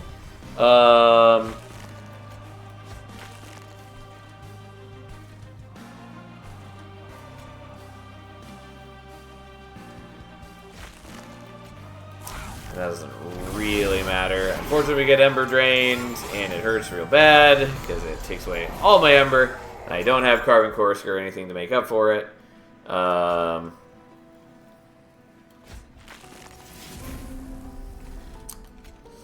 I'm going to not play the Echo Infusion so I can not hold over it. And hopefully draw slightly better this turn. Yeah, I wanted the Soul Crushing Guild is what I really wanted. There's other things I wanted too, but the Soul Crushing Guild is a thing. Okay. You're gonna die, which is not ideal, but it does mean that I'm not getting Ember drained, which is, you know, pretty important to me at this juncture. No point in torching him. I don't know why I did it. I mean, there's no reason not to, but I could torch something else, I guess. And this time Chase didn't go top floor because I got distracted here, which is nice. Oh, let's do this in the correct order, since I'm going to get Split Anvil to reduce their cost anyways.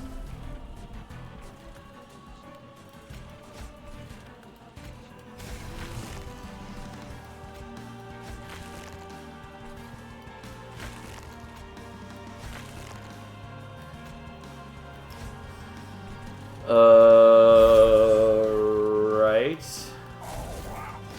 Well, I need to draw the Soul Crushing Guilt again, and I did not. I mean, we're fine, maybe. We're at least not in the worst spot. But not in a good spot. Should have gotten the Soul Crushing Guilt down to 0 cost. So that even when Ember drained, we could still manage.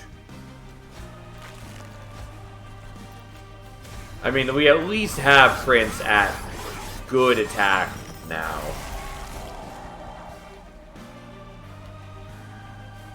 So that's something. Unfortunately, there's the Soul Crushing Guilt, which I do want. Well, let's try seeing if we can draw it. And we did, which is nice. I mean, I think we'd be fine anyway, since we also have the Last Stand and all that jazz. But now, there's not even any need to find out. Alright, so Last Stand we do kill, since now Prince is hitting for effectively 5,000 and some change every turn. But now also, we are dazing Jace for 6 turns. Okay, what a shit show.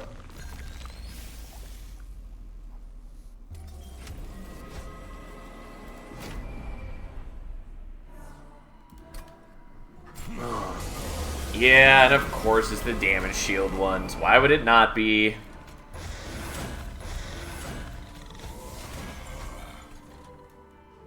And I don't get to play the ritual battle. Oh well.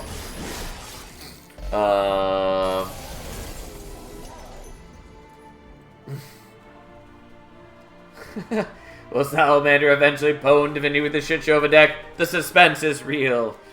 Yeah, I mean, I think we'll make it work. Oh, I was supposed to go in Prince. That's fine.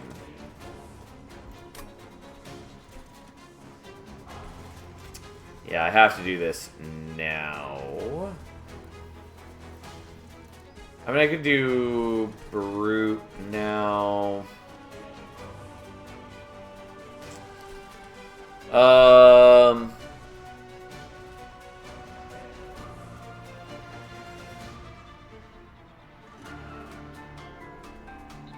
I think we still just want to do the Rail Spike right now. Okay. Unfortunately, we're 1 short on being able to do that. Which is irritating.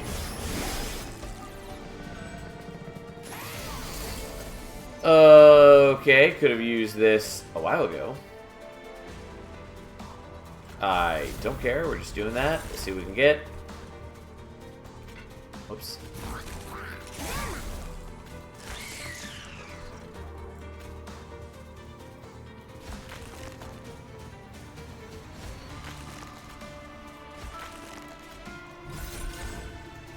Yeah, I really need you to not die, Prince. Namely, I need to daze Divinity, like, you know, as was foreordained.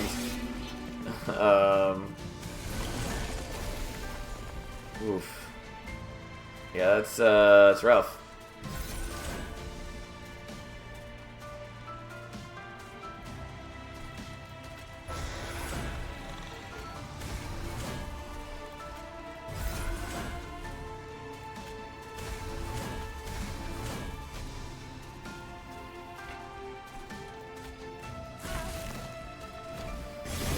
Yeah, this is why making a 3rd Deranged Brute not working so great.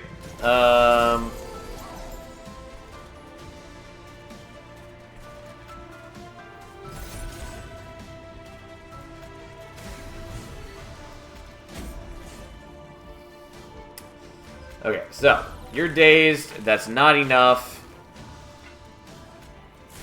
Especially because these spikes ruin my shit.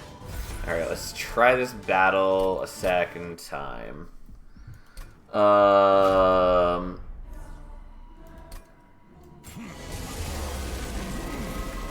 there's a number of things I can do differently.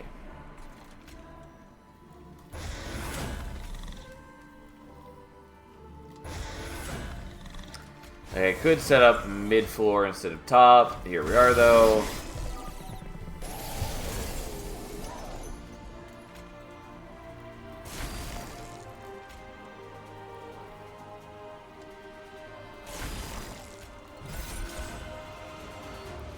not gonna play that out this time.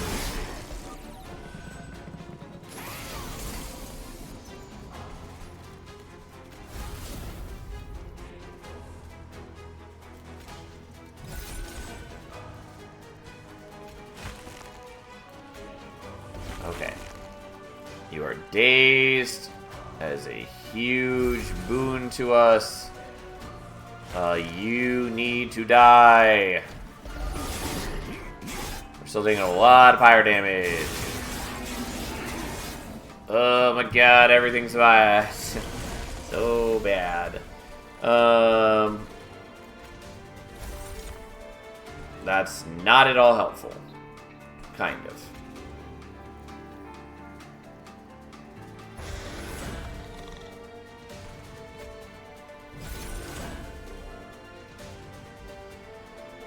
Whatever. We still want to do this. We need you to have meaningful attack finally. Oh, I'm just gonna die to these because I can't do nearly enough damage. As is. I mean, there might be a way through to fix this, but yeah, just turns out this is not a 200 shard deck because it just lacks some things that it needs. That's fine. We died. No surprise. It was a big fucking struggle for a long while. It had a lot going for it, but again, my defense was real poor. If I could just give Prince quick, everything would have been fine. If we could have gotten better dazing or gotten like Light's Gift, everything would have been fine.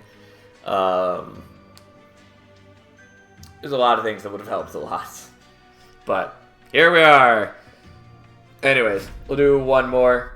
It's late-ish, but we have time for one more. It's Fade and Stygian. I mean, I do definitely prefer Patient to Diligent. Decent starters, although the Crypt Builders are awkward. They're a little better since we've got Foregone Powers instead of Frozen Lances, but still. I don't particularly like Titan's Claws. It's sort of interesting with like the Crypt Builders because we could put Permafrost on them, and then if they don't get discarded, then they end up at 0 cost the next turn. But there's just not enough things where that's useful most of the time. Token of the Trader is fine. We're just gonna take that. Makes it a little possible for us to get collectors. I guess we're doing Firelight. The problem with Firelight is there's very little in-clan ways for us to kill Fade ourselves. Which means that we're at the mercy of enemies attacking and killing her. That's still probably fine, because we can just build up armor with, like, Incant Armor. We don't need to be doing, like, quick or things. Either way, that's what we're doing. Eternal Flame is also good, but we're doing this.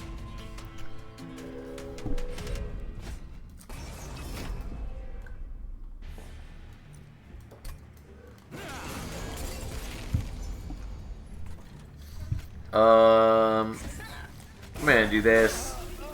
I forgot that we have Token of a Trader already, I'll be honest. Definitely was not prepared for that. Alright.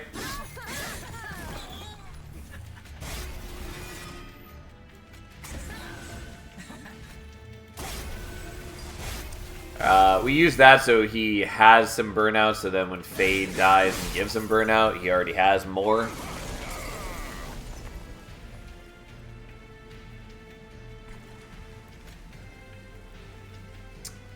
Unfortunately, that's not great. Thank God for cooperating.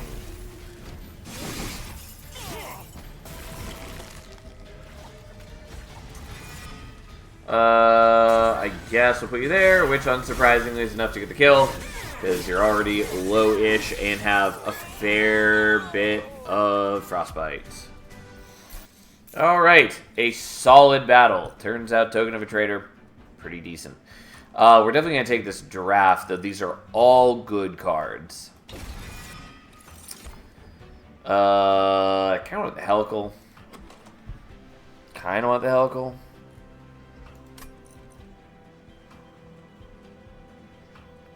I'll take Helical, I guess.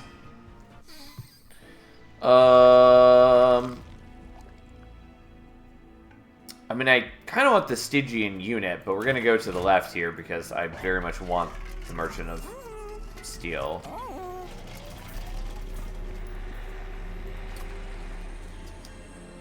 Okay. I mean, it's not what I wanted. But I'll take a Tycoon for now. I am going to give him Incant Armor. And that's it. There's not another temple till here, though.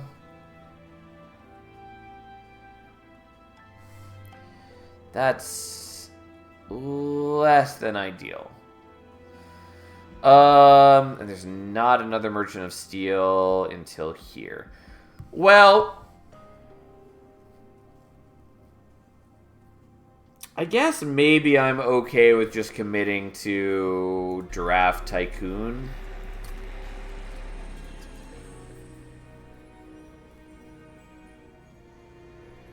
Fine. We're doing it. It's not my favorite, but it is the thing we're doing.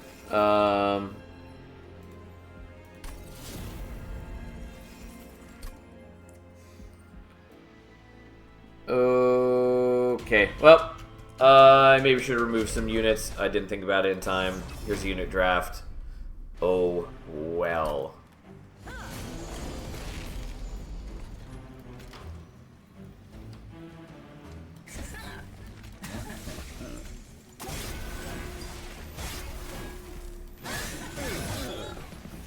How dare you sap me, you bastards.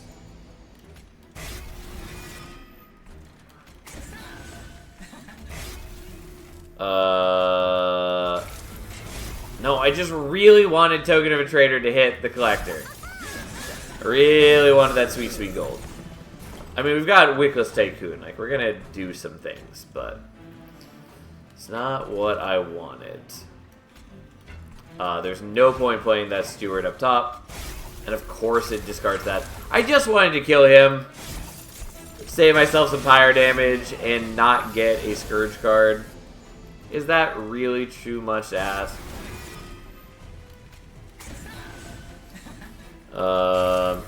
And I'm taking a bunch more damage, because of course I dropped both my Crypt Builders right now. This is not a good battle.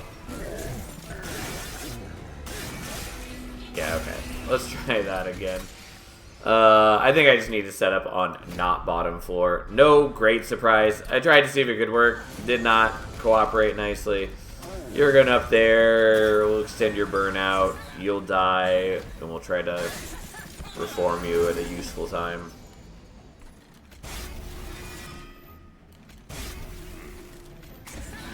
And now you will fuel him. And then, unsurprisingly, that does not work. But we have a little bit more power build up in the meantime.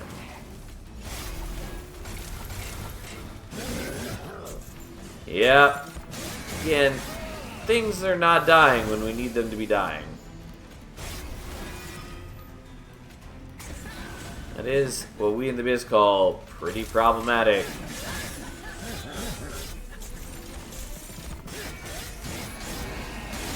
Okay, no, I just died. That's fine. Fuck it. That was awful.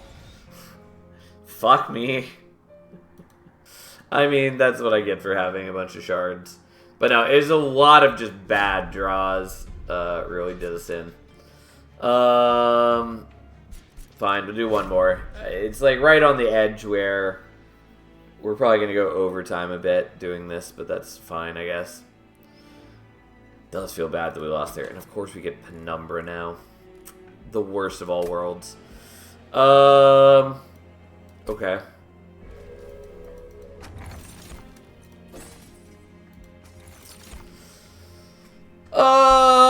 I mean, the max HP is not bad. Fade's First Blade is pretty decent. I'm gonna take the HP, I guess. Questionable though it may seem. And we could Glutton, we could Architect. I just want to Architect. Kinda want to Glutton. You know what? We'll try Gluttoning. Even though it's bad. But that's just because Penumbra is bad. The morsels at least have a bit more HP now, which gives them a little bit better usability, which helps. Maybe we should have done the Crucible extension. Oh well.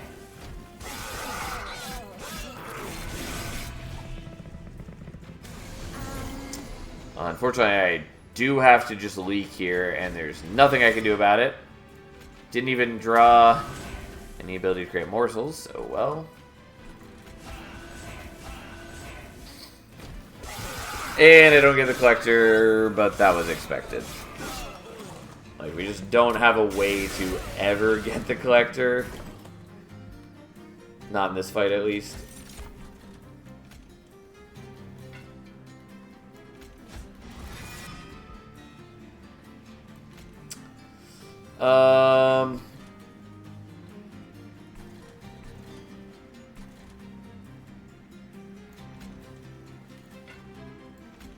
Yeah, we'll do this. I think I probably could have just played the Steward here, killed one of them, and it probably would have been okay.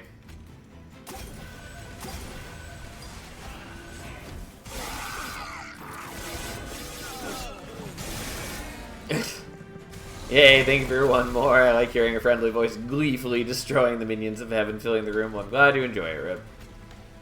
I'm glad you appreciate. Well, that was unfortunate. I was hoping to roll a morsel that has attack so we could kill more of these guys. It's not a big deal either way, but it would have been nice.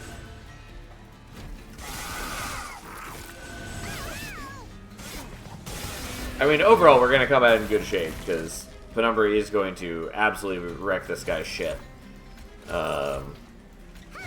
And so we are going to end with only having taken 34, or 6 pyre damage, leaving us at 34. So, it's not a big deal.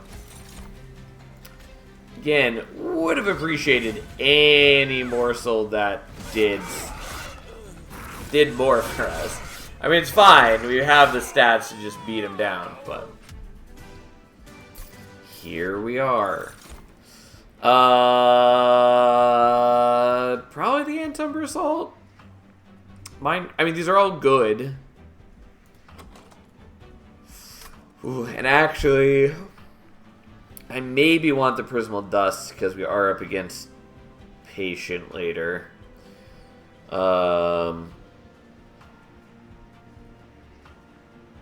Yeah, I guess so. I really do like the others, but we're going to take this as a bit of safety.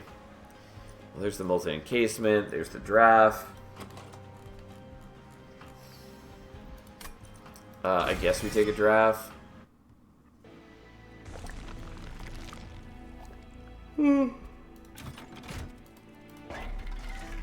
I wouldn't mind seeing, like, Bounty Stalker.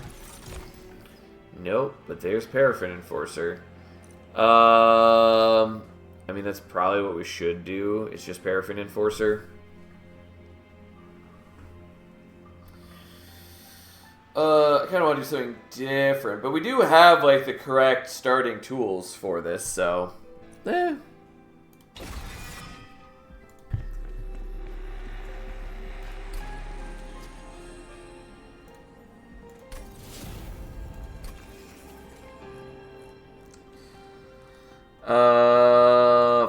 Fine.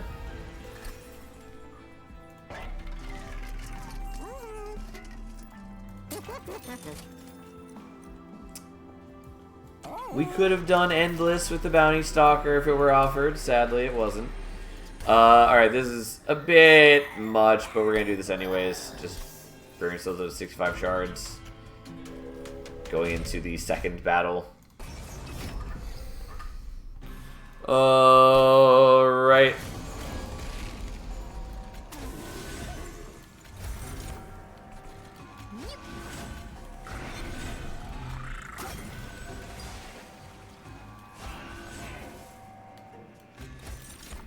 Well, not the morsels I was hoping for, but so be it. And of course, we can't kill the collector.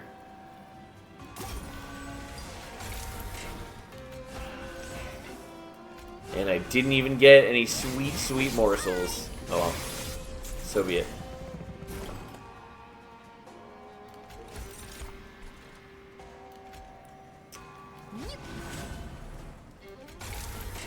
Well, can't kill the backliner, but at least we're only taking 3.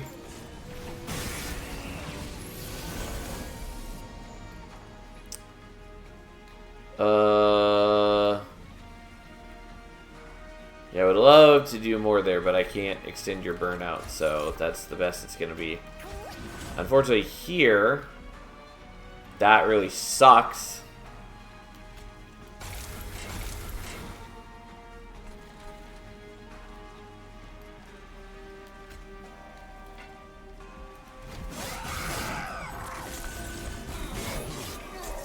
Because I had to kill the frontliner.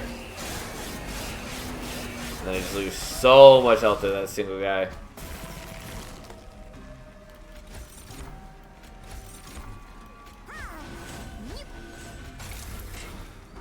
Well, I'm at least going to kill the boss. So be it. Yeah. Well, fine.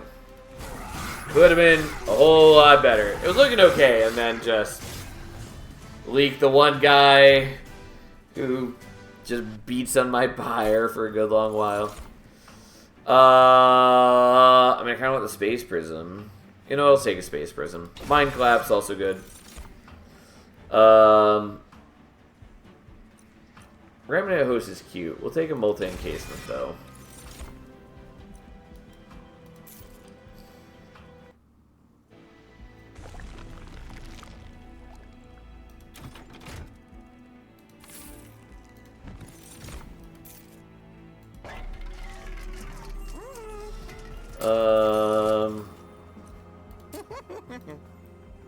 I'm willing to do that. Should have looked at this first. Good old Wingmaker, you say? This feels familiar.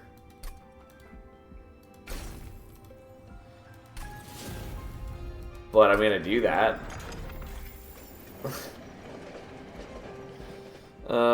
Refusing a giraffe egg. I mean, I did want it, it's just it wouldn't have worked with what we're doing.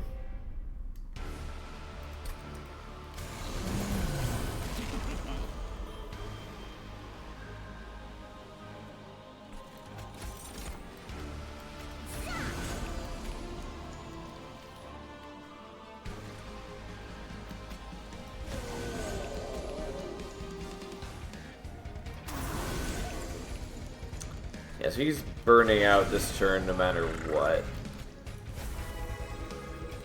I guess we'll just use that now for the damage shields, even though it's not really applicable.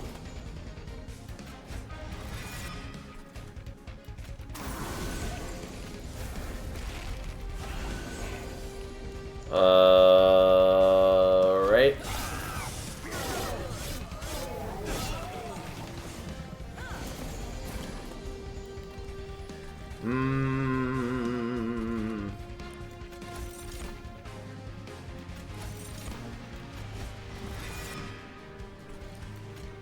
Unfortunately, the Paraffin Enforcer is burning out. Oh well. Oh, and I can just block there. I don't have to lose a damage shield. Because those morsels got sweet, sweet extra HP. Oh, I'm pretty tired all of a sudden. Oh. Thank God we at least get to reform this on this turn. Fuck. But you're going to daze the first thing hit.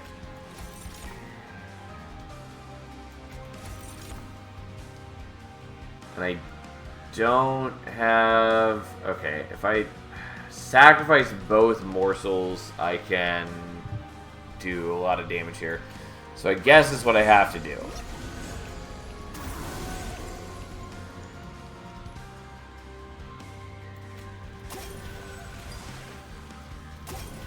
I forgot that you have quick. Does Soulstone Survivor ring any bell to you, Sal? I believe it does, though I might be confusing two separate games. Also, I forgot that they were going to pop up to top floor here. Yeah, I'm pretty sure I just lose.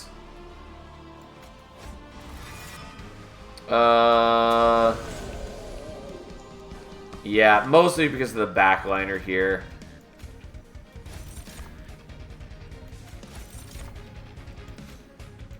Well, fuck me. Yeah.